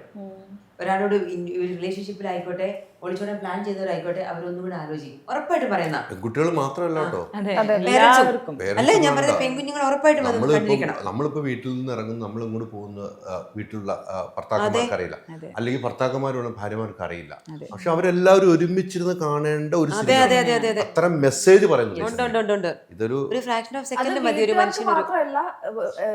പെണ്ണാണെങ്കിലും ആണാണെങ്കിലും ഏത് ജെൻഡർ ആണെങ്കിലും നമുക്ക് നമ്മളെ കുറിച്ച് ഒരു ഐഡിയ വേണം. അതായത് നമ്മൾ എന്താണ് ചെയ്യാൻ പോണത്, അല്ലെങ്കിൽ ചെയ്യുന്ന കാര്യത്തിൽ എത്രമാത്രം ക്ലാരിറ്റി ഉണ്ട്, ഇതൊക്കെ നമ്മൾ ചിന്തിക്കണം. രണ്ടാമത്തെ വശം, ഏതെങ്കിലും ഒരു കൾപ്രിറ്റ് ഇതുപോലെ അകത്ത് ഈ മാനസികാവസ്ഥയിൽ ഉണ്ടെങ്കിൽ അവൻ കുറച്ച് കോഷ്യസ് ആവുകയും ചെയ്യും. അല്ലെ, അതിന്റെ മറ്റു വശം കൂടെ ഉണ്ട്. വേറൊരു കാര്യം എന്ന് പറഞ്ഞാൽ, ഒരേ ഫാമിലിയിൽ താമസിക്കുന്നുണ്ടെങ്കിലും 5 പേര് ഉണ്ടെങ്കിൽ 5 പേർക്കും ചിലപ്പോൾ 5 ലോകങ്ങളായിരിക്കും. അപ്പോൾ ഒരുമിച്ച് വരാൻ നേരത്ത് അവർ ഒരുമിച്ചുള്ള ഒരു ബബിൾ മാത്രമേ അറിയുന്നുള്ളൂ. 5 പേരുടെ ഇൻഡിവിജ്വൽ ബബിൾസ് എന്താണ്, അവരുടെ ഇൻഡിവിജ്വൽ സ്റ്റോറീസ് എന്താണ്. ഒരുമിച്ചാണ് സ്റ്റാൻലി ദാസും ഭാര്യയും സിനിമ കാണുന്നത്, എല്ലായ്പ്പോഴും TV കാണുന്നത്. എന്നാൽ പോലും ആ ഭാര്യയ്ക്ക് ഒരു ഐഡിയയും ഇല്ല ഭർത്താവിന് ഇങ്ങനെ ഒരു ജീവിതമുള്ള ഒരു കാര്യം. അങ്ങനെ നമ്മുടെ വീട്ടിനകത്ത് സംശയത്തോടെ കാണണം എന്നല്ല, അവരെ മനസ്സിലാക്കുമ്പോൾ നമുക്ക് എന്തുമാത്രം മനസ്സിലാവുന്നുണ്ട്, എന്തുമാത്രം നമ്മൾ തെറ്റെന്ന് കാണുന്ന ഒരു കാര്യം നമ്മുടെ കൂടെ ജീവിക്കുന്ന ഒരാൾ ചെയ്യുന്നുണ്ട് എന്നുള്ളത് നമ്മൾ ആലോചിക്കേണ്ടിയിരിക്കുന്നു. ശരി, ആ സ്ത്രീ അറിയുന്ന പോലും ഇല്ല സത്യം. അപ്പൊ double life is very common.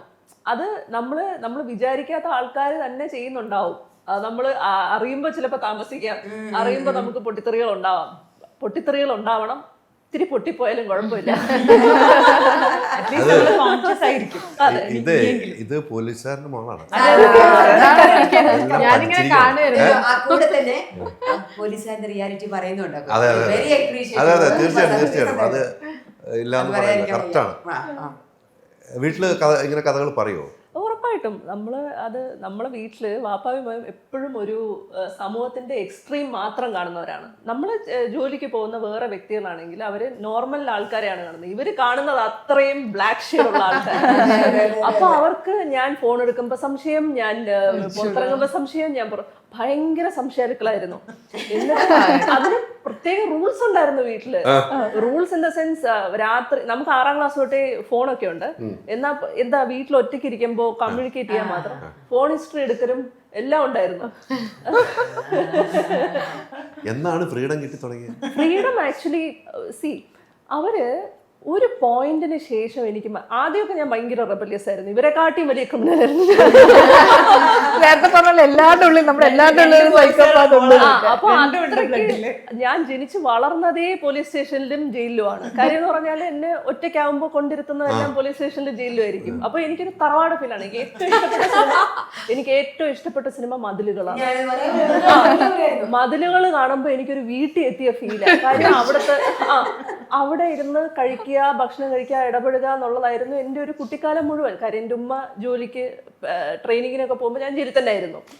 അപ്പോൾ ഇങ്ങനെ ഫ്രീഡം കിട്ടുന്നവർ, എൻ്റെ വാപ്പ ഞാൻ അറിയുന്നതിന് ഏറ്റവും വലിയ ഫെമിനിസ്റ്റാണ്. എൻ്റെ ഉമ്മയെ കല്യാണം കഴിച്ച് കൊണ്ടുവന്ന് ഇരുത്തി പഠിപ്പിച്ച് ജോലി മേടിപ്പിച്ച് കൊണ്ടാക്കി അങ്ങനെയുള്ള ഒരാളാണ്. അപ്പോൾ അങ്ങനെയുള്ളത് കൊണ്ട് ഒരു പോയിന്റിന് ശേഷം പടേന്നങ്ങ് ഫ്രീഡം ആയി. അങ്ങനെ അതുകൊണ്ട് കുഴപ്പമില്ല. പിന്നെ അല്ല, പാരന്റ്സ് എപ്പോഴും നമുക്കൊരു നമ്മളിലൊരു വിശ്വാസം വരുമ്പോ നമുക്ക് കിട്ടുന്ന ഒരു സാധനമാണ് ഈ ഫ്രീഡം. അത് നമ്മൾ ചെയ്യുന്ന കാര്യങ്ങളും അല്ലെങ്കിൽ നമ്മളെ തോട്ടൊക്കെ നമ്മളെക്കാട്ടും കൂടുതൽ നന്നായിട്ട് ചിലപ്പോൾ നമ്മുടെ അച്ഛനും അമ്മയ്ക്കും ഒക്കെ അറിയുന്നുണ്ടാവും. അപ്പൊ അവർക്ക് നമ്മളിൽ ഒരു പോയിന്റ് എത്തുമ്പോ ഓക്കെ അവളെ കൊണ്ട് അത് പറ്റും, ഒരു സിറ്റുവേഷൻ വന്നാൽ അവൾ അത് ഹാൻഡിൽ ചെയ്യുന്ന വിചാരിക്കുമ്പോൾ നമ്മൾ ശരിയാക്കും. അത് അല്ല, ഇത് ഗംഭീരമായിട്ട് ഹാൻഡിൽ ചെയ്യാം. അങ്ങ് ഏറ്റവും നിന്ന് കഴിഞ്ഞാൽ പാടാന്ന് പറഞ്ഞാൽ പോടാന്ന് പറയുന്നത് അല്ലേ? ബോഡി ലാംഗ്വേജ് മൊത്തം ഇനിയൊരു എനിക്ക് തോന്നുന്നത് പോലീസ് ഒരുപാട് വാണി വീശുന്നത്. ആദ്യം ഇവിടെ കൊച്ചി വന്ന സമയത്ത് എല്ലായിടത്തും നിന്റെ പേരെന്താ ആ ഒരു രീതിക്കാണ് ഞാൻ ചോദിച്ചോണ്ടിരുന്നതൊക്കെ. ചോദിക്കുമ്പോ തന്നെ ഒരു പ്രത്യേകതരം കാഠിന്യം ഉണ്ടായിരുന്നു. പിന്നെ എനിക്ക് മനസ്സിലായി എല്ലാരും ഒന്നും അങ്ങനെ ചോദിക്കണ്ട, കുഴപ്പമില്ല.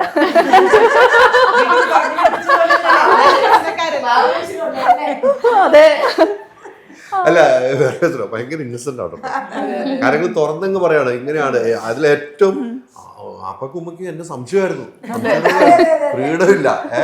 അത് ഓപ്പൺ ആയിട്ട് പറയാം. പക്ഷെ അവര് കണ്ടു വളർന്ന ഒരു പശ്ചാത്തലമാണല്ലോ. എത്ര കേസുകൾ അറ്റൻഡ് ചെയ്തിട്ടുണ്ട്. പെൺകുട്ടികളുള്ള വീട്ടിലാണല്ലോ ഏറ്റവും ടെൻഷൻ അടിക്കുന്നത്. അതിപ്പോ മാറി ആൺകുട്ടികളിലേക്കാണ് ടെൻഷൻ കൂടിയത്. ഇപ്പൊ ഈ സിനിമ കാണുന്നതിനും വരേക്കും നമുക്ക് ഇങ്ങനെ ഒരു ഐഡിയ ഉണ്ടായിരുന്നില്ലല്ലോ. സത്യത്തായിട്ട് പറയുന്ന ഇത്രയും നോവലുകൾ വായിച്ചിട്ടുണ്ട്, സീരിയൽ കില്ലേഴ്സ് ഉണ്ട്, റിപ്പർമാരൊക്കെ ഉണ്ടെങ്കിലും ഈ കൈൻഡ് ഓഫ് ഒരു സിനാരിയോ നമ്മൾ ആദ്യമായിട്ട് കാണുന്നത്. അപ്പൊ അവരെ ഒരിക്കലും കുറ്റം പറയാൻ പറ്റില്ല. അവർ ഈ പറഞ്ഞ പോലെ ജോലിക്ക് കയറുന്ന കാലം മുതൽ ക്രിമിനലുകളെ മാത്രമാണ് ഡീൽ ചെയ്യുന്നത്. പല ടൈപ്പ് ഓഫ് രീതിയിൽ പല കുഞ്ഞുങ്ങളെ പലയിടത്ത് ഉപദ്രവിച്ചിരിക്കുന്നത്. അപ്പൊ അവരെല്ലായിടത്തുനിന്നും അവരുടെ കൊച്ചിനെ പ്രൊട്ടക്ട് ചെയ്യാൻ വേണ്ടി എന്റെ ഒരു ഏജ് വരെ എന്റെ ഏറ്റവും വലിയ ശത്രു എന്റെ അമ്മയായിരുന്നു. സീരിയസ്ലി ഞാൻ വിചാരിക്കും എന്ത് പറഞ്ഞാലും വേണ്ട, ഫ്രണ്ടിന്റെ വീട്ടിൽ പോകണം, എന്തിനാ പോണേ, ഫ്രണ്ടിന്റെ വീട്ടിൽ എന്തിനാ പോണേ, ഇത്ര ചോദ്യം. അപ്പൊ ഞാൻ എപ്പോഴും അച്ഛൻ ഗൾഫിലായത് കാരണം ഞാൻ അച്ഛനെ വിളിച്ചിട്ട് ഇത്തരം കാര്യങ്ങളൊക്കെ ചോദിക്കാം. പിന്നെ ഒരു ഏജിന് ശേഷം ഇന്ന് എന്റെ ഏറ്റവും ബെസ്റ്റ് ഫ്രണ്ട് ശരിക്കും പറഞ്ഞാൽ എന്റെ അമ്മയായിരിക്കും. കാരണം നമ്മള് കാര്യങ്ങൾ നമ്മൾ ഷെയർ ചെയ്യുന്നത് നമ്മളൊരു കംഫർട്ട് സോണായി മാറും. പക്ഷെ ആ സമയത്ത് ചിലപ്പോ അങ്ങനെ ആ ഒരു എന്താ പറയുക ഒരു പിടി വെച്ചത് കൊണ്ടായിരിക്കാം ചിലപ്പോൾ നമ്മൾ ഇത്രയും ബോൾഡ് ആയിട്ട് നമുക്ക് ഇന്ന് പെരുമാറാൻ പറ്റുന്നത്. അവിടെ വേറൊരു കാര്യം എനിക്ക് ആഡ് ചെയ്യണം. ചില സമയത്ത് എൻ്റെ ഉമ്മ ഒരു ദിവസം പെട്ടെന്ന് ഭയങ്കര ദേഷ്യമായിരിക്കും, പെട്ടെന്ന് എടുത്തിട്ട് അടിക്കും. ഒരു കാരണമില്ല നമ്മൾ അടിക്കുകയൊക്കെ ഉണ്ടായിരുന്നേ. ഒരുപാട് നാള് കഴിഞ്ഞാണ് എനിക്ക് എൻ്റെ അടുത്ത് ഒരു ദിവസം എന്നെ ഷോക്ക് ചെയ്തൊരു ഇൻസിഡന്റ് ഉണ്ടായിരുന്നു. ഒരു കാര്യമില്ലാതെ എന്നെ അന്ന് എന്തിനാ അടിച്ചെന്നുള്ള രീതിക്ക് ഞാൻ ഒരു ദിവസം ഉമ്മാരടുത്ത് ഓപ്പണായി. അന്ന് ഉമ്മ പറയുന്നൊരു കാര്യം എന്ന് പറഞ്ഞാല് ഉമ്മ അന്ന് 9 വയസ്സുള്ള ഗർഭിണിയായുള്ള ഒരു കുട്ടിയുടെ ആത്മഹത്യ എടുത്തിട്ട് വന്ന ദിവസമായിരുന്നു. അന്ന് തിരിച്ചു വന്നപ്പോൾ നീ ഫോൺ ഉപയോഗിക്കുന്ന കണ്ടപ്പോൾ എനിക്ക് അതുപോലെ ആവോ നീ എന്നുള്ളൊരു പേടി ഉണ്ടായി. ആദ്യയിലാണ് ഉണ്ടായത്. അങ്ങനെ ഒരുപാട് ട്രോമ പോലീസുകാർ കൊണ്ടുനടക്കുന്നുണ്ട്. അപ്പോൾ അവര് കാണുന്ന ആ കുട്ടി തൂങ്ങി നിൽക്കുന്ന കണ്ടപ്പോൾ എനിക്ക് നിന്നെ പോലെ തോന്നി. ആ ഒരു രീതിക്ക് തിരിച്ചു വന്നപ്പോൾ നീ ഫോൺ ഉപയോഗിക്കുന്ന കണ്ടപ്പോൾ നിനക്കും ഇനി ആരെങ്കിലും ഉണ്ടെന്നുകൊണ്ട് എനിക്ക് പെട്ടെന്ന് ദേഷ്യം വന്നു. അതൊന്നും നിന്റെ അടുത്ത് പറഞ്ഞാൽ അപ്പോൾ മനസ്സിലാവില്ല, ഞാനൊന്നും അങ്ങനെ ചെയ്യുന്നില്ലല്ലോ എന്നൊക്കെ ഉള്ള രീതിക്ക് നീ ചിലപ്പോൾ പറഞ്ഞു കളയും. അതൊന്നും എപ്പോഴും പറയാൻ പറ്റില്ല എന്ന് പറയും. അപ്പോൾ പോലീസുകാർ സത്യം പറഞ്ഞാൽ ഏറ്റവും കൂടുതൽ കൗൺസിലിംഗ് വേണ്ട ആൾക്കാരാണ് എൻ്റെ അഭിപ്രായത്തിൽ. കാര്യം അവർക്ക് പാരന്റിങ് എന്ന് പറയുന്നത് അവർക്ക് അവരാലോചിക്കുന്നതേ ഒരു ബ്ലാക്ക് ആൻഡ് വൈറ്റ് ആണ്. അവർക്ക് ആരെയും വിശ്വാസം ഉണ്ടാവില്ല. എനിക്കൊന്ന് നായാട്ടൊക്കെ കാണുമ്പോഴത്തേക്കും ആള് ഡാൻസ് ടീച്ചറെ കാണുമ്പോൾ തന്നെ പുറകെ വന്ന് പറയുന്നുണ്ട് എപ്പോഴും കൂടെ ഉണ്ടാവണം അങ്ങനെയുള്ളതെല്ലാം. അപ്പോൾ പോലീസുകാർക്ക് ഇപ്പം അത് US-ലൊക്കെ ഉണ്ട്, ഒരു ആളെ കൊലപ്പെടുത്തിയാലോ കൊല കണ്ടാലോ അവരെ കൗൺസിലിംഗ് ഒക്കെ കൊടുക്കാനുള്ള സാധനം. പക്ഷെ നമ്മളിവിടെ ഇല്ല. നമ്മളിവിടെ ഏറ്റവും കൂടുതൽ മാനസികാരോഗ്യത്തിന് വക്താക്കളായിട്ടുള്ളത് പോലീസുകാരും ജയിലിൽ വർക്ക് ചെയ്യുന്നവരുമാണ്. കാര്യം അവർക്കറിയാം മാനസികാരോഗ്യം ഏറ്റവും വേണ്ട ഒരു വിഷയമാണ്. മാനസികാരോഗ്യം എല്ലായിടത്തും എത്തേണ്ടതാണ്. ചില വീടുകളിൽ നടക്കുന്ന കാര്യങ്ങൾ പുറത്ത് പറയാൻ പോയിട്ട് അടുത്ത് പറയാൻ പോലും പറ്റാത്തതാണ്. ഇത് ഗംഭീര കൗൺസിലിങ്ങിന് പോകുന്ന ഒരാളാട്ടോ. ഞാൻ സീരിയസ് ആയിട്ട് പറഞ്ഞു. നമ്മളിത് എനിക്കിതിപ്പോ ഭയങ്കര ഒരു ഉൾക്കൊള്ളാൻ കഴിഞ്ഞൊരു സംഭവമാണ്. ഇത് പ്രേക്ഷകർക്ക് ഉൾക്കൊള്ളാൻ കഴിയുന്ന ഒരു സംഭവമാണ്. 100% അതെ. നമ്മൾ സിനിമയിൽ നിന്ന് വിട്ട് അതിലേക്ക് പോയെങ്കിലും ആ സംഭവം അറിയേണ്ടതാണ്. അതുകൊണ്ടാണ് ഞാൻ അങ്ങനെ ചോദിച്ചു തുടങ്ങിയാലും ഇത്ര പറയാനും പറ്റും. ചോദിക്കുമ്പോഴാണ് ഇത്ര പറയാൻ പറ്റുന്നത്. അല്ലെങ്കിൽ വെറുതെ ഒന്ന് പോകായിരുന്നു. പക്ഷെ ഇതെല്ലാവരും അറിയേണ്ട ഒരു സംഭവമാണ്. അത്രയും അനുഭവിച്ചിട്ടുള്ള ഒരു വ്യക്തിയും കൂടെയാണ് അല്ലേ? വീട്ടിൽ നിന്നാണെങ്കിലും സിനിമയും സിനിമയുടെ കഥയും അതിൽ അഭിനയിച്ചതും എല്ലാം ആ ഒരു സിറ്റുവേഷൻ ഇതിലേ പോകും. ജീവിതമായിട്ട് റിലേറ്റ് ചെയ്യുന്നതാണ് ഭയങ്കര അതുകൊണ്ട് തന്നെ ഇത് അങ്ങനെ പറയാനും ജനങ്ങളിലേക്ക് എത്തിക്കാനും ഒരു ഓപ്പർച്യൂണിറ്റിയാണ്. അതിന് കളങ്കാവൽ കാരണമായി. ഞാൻ ആ ക്യാരക്ടർ ചെയ്യുന്ന സമയത്ത് ഞാൻ അത് ആലോചിച്ചിട്ടുണ്ട്. അപ്പൊ വിനായകൻ ചേട്ടൻ നത്ത് എന്ന് പറഞ്ഞ കഥാപാത്രം വീട്ടിൽ വന്നിട്ട് എല്ലാം പറയുന്നത് വൈഫിന്റെ അടുത്തായിരിക്കുമല്ലോ. അപ്പം സീരിയസ്ലി വിളിക്കുമ്പോഴും എല്ലാം ഇവളെല്ലാം അറിയുന്നുണ്ടാവുമല്ലോ. അപ്പൊ അവസാനം ഫോൺ ചെയ്യുന്ന സീനിലൊക്കെ ഞാനതിങ്ങനെ ഇപ്പൊ പറഞ്ഞപ്പോ ഞാനത് റിലേറ്റ് ചെയ്തു. ഞാൻ ചോദിക്കുമ്പോ ഇവിടെ രണ്ടാമത് റീഓപ്പൺ ചെയ്യാനുള്ള കാരണം ഓർക്കുന്നുണ്ടോ? കുഞ്ഞങ്ങനെ ചോദിക്കുമ്പോഴാണ്. കാരണം അവിടെ വലുതാകുമ്പോ ഇതുപോലെ വേറെ ആളുണ്ടാവുമല്ലോ. വലുതായി കഴിയുമ്പോൾ അച്ഛനെ തോൽക്കും എന്ന് പറയുന്ന ഒരു ഡയലോഗാണ് പുള്ളിനെ സ്ട്രൈക്ക് ചെയ്യുന്നത്. പുള്ളി വളരെ നോർമലായി ഡ്യൂട്ടി കഴിഞ്ഞ് വന്ന് മകളുടെ കൂടെ ഇരുന്ന് കളിച്ചുകൊണ്ടിരിക്കുന്ന ഒരാളാണ്. പക്ഷെ അവിടെ നിന്നാണ് പുള്ളിക്ക് ആ ഒരു സ്ട്രൈക്ക് കിട്ടുന്നത്. എല്ലാ പോലീസുകാരും പറഞ്ഞ പോലെ എന്റെ ചെയ്യുന്ന അവരുടെ ഫാമിലിയിലേക്ക് ഇത് എത്തുന്നു എന്നുള്ളതാണ്. 100-ൽ 1% പോലീസ് മാത്രമേ മോശം ഉള്ളൂ. ബാക്കി 99% നല്ല പോലീസുകാരാണ്. എന്നിട്ട് ഒരാൾ തെറ്റിയുമ്പോ എല്ലാവരും പോലീസ് കുറ്റം. വേറൊരു കാര്യമുണ്ട്, ചില സമയത്ത് അവർക്ക് മോശമായേ പറ്റൂ അല്ലേ? അതുപോലെ കൊടു ക്രിമിനൽസ് വരുമ്പോൾ അവരെങ്ങനെ സോഫ്റ്റ് ആയി ബിഹേവ് ചെയ്യാൻ പറ്റും? അങ്ങനെ പറ്റില്ലല്ലോ. അവരങ്ങനെ ചെയ്തേ പറ്റുള്ളൂ. അതുകൊണ്ടാവും കുറച്ച് പൊളിക്കണം നമുക്ക് കേട്ടോ. കൂടുതൽ പവറായിട്ടും വരണം. ഇത്ര ക്യാരക്ടർ ചെയ്ത് ഇതിൽ നിന്നൊരു എക്സ്പീരിയൻസും നമ്മുടെ കുടുംബജീവിതവും നമ്മളെ വാപ്പ ഉമ്മ നമ്മളോട് എന്തൊക്കെ പറഞ്ഞു തന്നിട്ടുണ്ടോ അത് ഈ സിനിമയ്ക്ക് ഒത്തിരി ഗുണവും ചെയ്തിട്ടുണ്ടെന്ന് എനിക്ക് അല്ലേ? ഈ സിനിമയ്ക്ക് ഒത്തിരി നമ്മുടെ സ്ക്രിപ്റ്ററായ വിഷ്ണുവിൻ്റെ അച്ഛനും പോലീസുകാരനാണല്ലോ. ഇന്നലത്തെ എൻ്റെ ഇന്റർവ്യൂ കണ്ടില്ല. നത്ത എന്ന പേര് എവിടെ നിന്നുണ്ട്? ജിഷ്ണുവിന്റെ അച്ഛന്റെ പേരാണ് നത്ത്. ഇന്നലെ ഇവിടെ ഭയങ്കര പ്രശ്നമായിരുന്നു. ആ ഇന്റർവ്യൂ ഒന്ന് കാണണം. ഭയങ്കര പ്രശ്നമായിരിക്കുക. നത്ത എന്നൊരു പേര് അച്ഛൻ്റെ ആണെന്ന് പറഞ്ഞ് ഇവിടെ എല്ലാരും ഇതിനൊക്കെ ആയിട്ട് പ്രശ്നമായിരുന്നു. ആരും അറിയില്ല. ഇന്നലാണ് വെളിപ്പെടുത്തിയത് നത്ത് എന്റെ അച്ഛനായിരുന്നു. അതിന്നാണ് അതെങ്ങനെ പറയാ? എന്തുകൊണ്ടാ നത്തെന്ന് എനിക്ക് പേരിട്ടെന്ന് അറിയാവോടാ ചോദിക്കണ്ടല്ലോ നോക്കിയുടെ അടുത്ത്. ഒരുപാട് പല meanings throughout the movie പറയുന്നുണ്ടെന്നുണ്ടെങ്കിലും നത്ത് എന്നുള്ളത് ഇങ്ങനെയാണ് പല പല മീനിങ് കൊടുക്കുന്നുണ്ടെങ്കിലും ആ ക്ലൈമാക്സില് വിനായകൻ ഫൈനലി ആ റിവീൽ ചെയ്യുന്നു നത്ത് എന്ന് വിളിക്കുന്നത് എന്തുകൊണ്ടാണ് ആ ഒരു അതൊന്ന് പറയുന്ന ഒരു മൊമെന്റ് ഭയങ്കര നമ്മള് ഓരോ ദിവസം ഇത് എവിടെ എത്തുന്നു എന്ന് കാത്തിരിക്കല്ലേ പ്രേക്ഷകർ. നമ്മളൊരിക്കലും പ്രതീക്ഷിക്കാത്ത ക്ലൈമാക്സ് അവിടുന്ന് പിന്നടുത്തേക്ക് പോകുന്നു. ഇതിങ്ങനെ അഴിയാക്കുരുക്ക് പോലെ പോവാണല്ലോ. ഭയങ്കര ത്രില്ലർ അല്ലേ? അതിൽ ആ വിനോദ് ഗാന്ധി എന്ന് പറഞ്ഞ ആക്ടർ, വിനോദേട്ടന്റെ ക്യാരക്ടർ ഭയങ്കര സസ്പെൻസ് തന്നൊരു ക്യാരക്ടറാണ്. അവസാനം പറയാൻ പറ്റില്ലല്ലോ. നമ്മൾ പ്രതീക്ഷിക്കാത്തൊരു ക്ലൈമാക്സിലേക്ക് എത്തിക്കുന്നത് ആരും പ്രതീക്ഷിച്ചില്ല. ഈ ഓൾറെഡി നമുക്ക് അറിയാവുന്ന ഒരു കഥ. ഞാൻ ഈ സിനിമ ഇറങ്ങുന്നതിന് മുമ്പ് ഞാൻ ഇങ്ങനെ ചിന്തിച്ചിട്ടുണ്ടായിരുന്നു. നമുക്ക് എല്ലാവർക്കും അറിയാവുന്ന അല്ലെ, നമുക്ക് എല്ലാവർക്കും അറിയാവുന്ന ഒരു കാര്യമാണ്. അപ്പൊ ഇതിലിനി എന്ത് മാജിക്കൽ എലമെന്റ് ആണ് ഇതിൽ വരാൻ പോണേ എന്നുള്ളൊരു ഡൗട്ട് നമുക്ക് ഉണ്ടായിരുന്നു. പക്ഷെ സിനിമ കണ്ടു കഴിയുമ്പോൾ ഇത്രയും പ്രേക്ഷകർ ഇത്രയും ആകാംക്ഷയോടുകൂടി കാത്തിരിക്കാൻ ഉള്ള ഒരു കോണ്ടന്റ് അതിൽ കൊണ്ടുവരാന്ന് പറയുന്നത് അത് ശരിക്കും സ്ക്രിപ്റ്റിന്റെയും ഡയറക്ഷന്റെയും എന്ത് സ്ക്രിപ്റ്റും ഡയറക്ഷനാണ് ഇത് ചെയ്യാമെന്ന് മമ്മൂക്ക സമ്മതിച്ചത്. അവരുടെ ഒരു ഫ്രണ്ട്ഷിപ്പ് അല്ലേ? അവരുടെ രണ്ടുപേരുടെ ഒരു ഫ്രണ്ട്ഷിപ്പിന്റെ ഒരു ഔട്ട്പുട്ട് ഭയങ്കരം തന്നെയാണ്. മമ്മൂക്കയുടെ അടുത്ത് ഇന്നലെ പറയും, മമ്മൂക്കയുടെ അടുത്ത് പോയി ആദ്യം ജിതിൻ പറയുന്നു, പിന്നീട് ഇവർ പോകും മമ്മൂക്ക ഒരേ കാര്യങ്ങൾ പറയുമ്പോൾ ഇവര് സിഗരറ്റിന്റെ കാര്യം തന്നെ മമ്മൂക്ക സിഗരറ്റ് അതിനകത്ത് സിഗരറ്റ് കൊണ്ട് എന്തൊക്കെ മാജിക് കാണിച്ചു. അതെ എല്ലാം കഴിഞ്ഞിട്ട് ആ മാജിക് മാത്രം സിഗരറ്റ് ലാസ്റ്റ് ഒരു കഥാപാത്രമായി മാറി. സത്യം. പുകയും സിഗരറ്റും കഥാപാത്രം. സിഗരറ്റിന്റെ ഒരു കാര്യം വരുമ്പോ കയ്യടിക്കുന്നത് ഒരു പേഴ്സണെ കാണാതെ ഒരു സിഗരറ്റിന്റെ സ്മോക്ക് കണ്ടിട്ട് കയ്യടിക്കുന്നതൊക്കെ ഒരു ഫസ്റ്റ് ടൈം സാധനമാണെന്ന് തോന്നുന്നു. ബസ് സ്റ്റാഫ് കൊണ്ട് നിർത്തുമ്പോഴുള്ള കയ്യടി കണ്ടില്ലേ? അതെ അതെ അതെ. അതാണ് എല്ലാം കഥാപാത്രം. അവിടെ എല്ലാം കഥാപാത്രമായി എന്നുള്ളതാണ് ഈ സിനിമയുടെ ഏറ്റവും പ്രത്യേകത. കാരണം നമുക്ക് പല ഭാഗത്തും മമ്മൂക്കയുടെ മുഖം മാത്രമേ ഉള്ളൂ. ആ മുഖം വെച്ച് എന്തൊക്കെ ചെയ്യാം. സിഗരറ്റ് ഒരാളായി സത്യം പറഞ്ഞാല് പ്രോപ്പർട്ടി അങ്ങനെ യൂസ് ചെയ്തിട്ട് നമ്മൾ എവിടെയും കാണാത്ത ഒരു സീനാണ്. അതെ അതെ അതെ. അതാണ് അത് നമുക്ക് സ്വയം ഇട്ടാ. അപ്പൊ അവിടെ ലൊക്കേഷനിൽ ഇരുന്നവരൊക്കെ കൈയടിച്ചിട്ട് ഒരു രക്ഷയില്ലായിരുന്നു പറഞ്ഞു. എൻ്റെ ഒരു പണി ഉണ്ടെന്ന് മാത്രമാണ് ഡയറക്ടറിന്റെ അടുത്ത് പറഞ്ഞു. ഡയറക്ടറിൽ കിട്ടിയപ്പോൾ ഇതാണ് പണി. അപ്പൊ അങ്ങനെയൊക്കെ ചെയ്യാൻ കഴിവുള്ള നടന്മാരിൽ നടന്റെ കൂടെയൊക്കെ നിൽക്കുന്ന ഭാഗ്യം, അതിന്റെ അപ്പുറത്തേക്ക് ഭാഗ്യം എന്താണുള്ളതാണ്. മമ്മൂക്ക ഇതിനു ശേഷം മമ്മൂക്കയെ കാണാൻ പോയിരുന്നോ?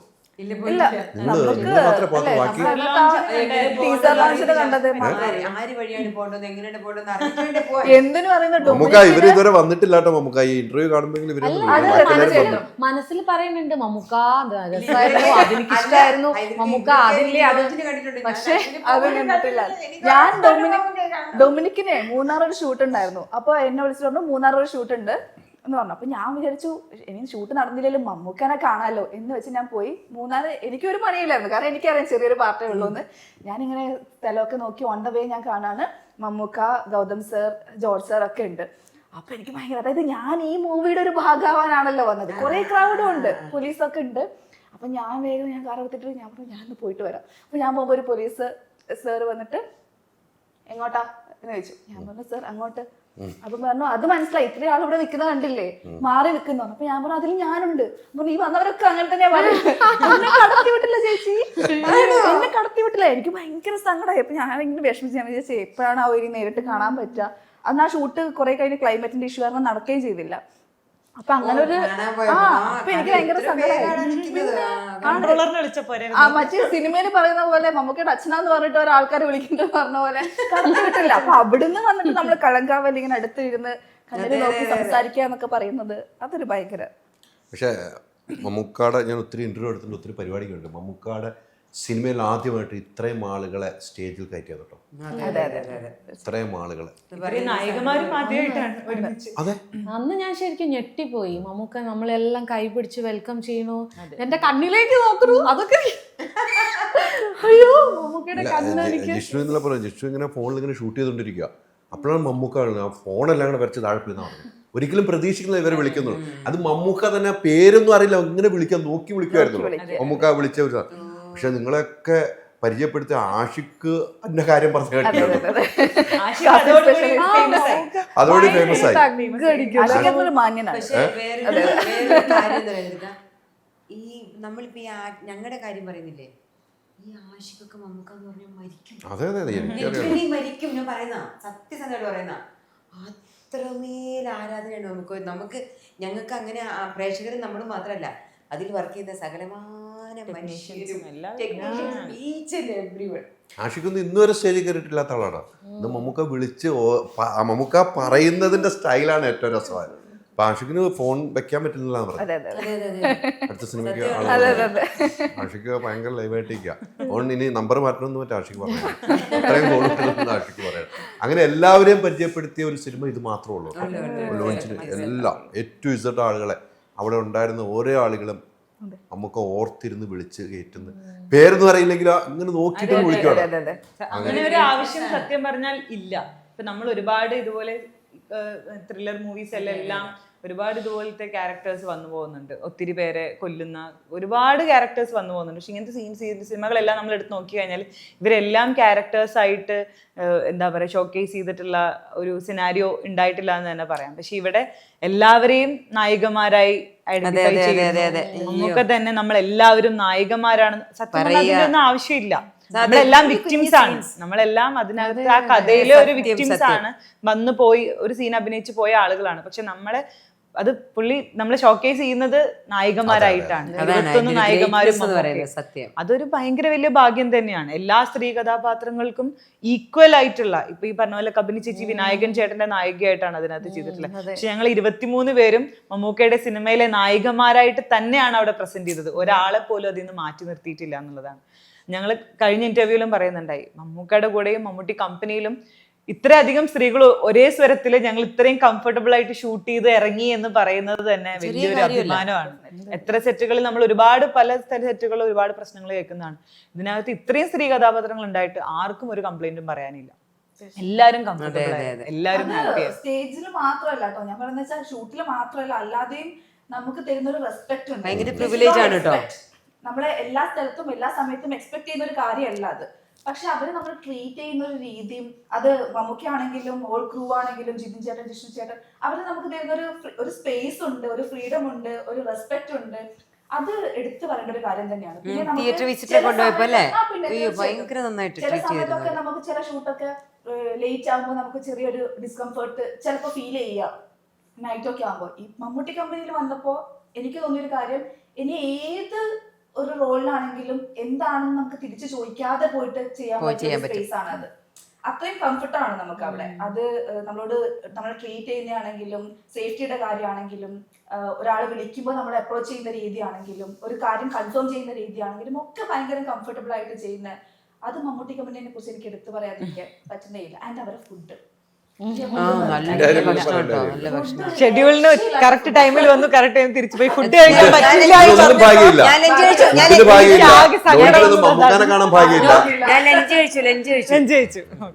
രണ്ടാമത്തെ ദിവസം പോയപ്പോ ഞാൻ ലഞ്ച് അന്ന് കുറവായിരുന്നു. മമ്മൂക്കയ്ക്ക് ബിരിയാണിയൊക്കെ നമുക്ക് തന്നെ റോഷാക്ക് സിനിമയുടെ സെറ്റില് ഞാൻ മമ്മൂക്കയുടെ ഏത് സെറ്റിലും പാക്കപ്പിൽ ഒരു ബിരിയാണി ഉണ്ട്. മമ്മൂക്കയ്ക്ക് എന്തായാലും മമ്മൂക്ക വിളമ്പി തന്നെ ഒരു പതിവുണ്ടല്ലോ. അന്നൊക്കെ ഞാൻ വിചാരിച്ചു മമ്മൂക്ക ഭയങ്കര സ്ട്രിക്റ്റ് ആണെന്നായിരുന്നു. കാരണം അദ്ദേഹം കഥാപാത്രമായിട്ടാണ് കേരളം ഇറങ്ങുന്നത്. അങ്ങനെയല്ല നമ്മുടെ അടുത്ത് വരുന്നതും സിനിമ കണ്ടപ്പോഴാണ് ഞാൻ ശരിക്കും ഇതൊരു ഈ മൂടല്ല മമ്മൂക്ക, അത് ആ കഥാപാത്രമായിരുന്നു തിരിച്ചറിയുന്നത്. പല ആളുകൾ പറഞ്ഞത് കേട്ടതാണല്ലോ. നമുക്കൊരു നേരിട്ട് അനുഭവം ഉണ്ടെങ്കിലുള്ളൂ നമ്മൾ മമ്മൂക്കയെ കുറിച്ച് നമുക്ക് പറയണം. അതാണ് തുടക്കത്തിൽ തന്നെ പറയുന്നത്, മമ്മൂക്ക ഇതാണെന്നുള്ള ഒരു മാറ്റമില്ല. എന്തായാലും വലിയ വിജയത്തിൽ പോകുന്നു. ആ വിജയത്തിന്റെ ഭാഗമാകാൻ നിങ്ങൾക്ക് കഴിഞ്ഞാൽ നമ്മളും അഭിമാനിക്കുന്നു. മലയാളി എന്ന രീതിയിൽ ഞങ്ങൾ അഭിമാനിക്കുന്നു. അതോടൊപ്പം തന്നെ രണ്ട് കാര്യങ്ങൾ ചോദിക്കാം, ഒരേ കാര്യങ്ങൾ ഓരോരുത്തർ ചോദിക്കാം. മമ്മൂക്ക അന്ന് പറഞ്ഞ ഒരു കാര്യം ഓർത്തെടുക്കും. അന്ന് ലൊക്കേഷനിൽ വെച്ച് പറഞ്ഞത് ഡയലോഗ് അല്ലാതെ, സിനിമയിലെ ഡയലോഗ് അല്ലാതെ. ഞാൻ അവിടെ വെയിറ്റ് ചെയ്തു കുറച്ച് നേരം. ഒരു ഷോട്ട് എടുത്ത് കഴിഞ്ഞിട്ട് അടുത്ത ഷോട്ട് ഉടനെ തന്നെ എടുക്കും എന്നുള്ള രീതിക്ക് ഞാൻ കാരവാനിൽ തിരിച്ചു പോകാതെ അവിടെ തന്നെ വെയിറ്റ് ചെയ്തു, വെറുതെ എന്തിനാ അങ്ങോട്ടും ഇങ്ങോട്ടും നടക്കുന്നത് എന്നുള്ള രീതിക്ക്.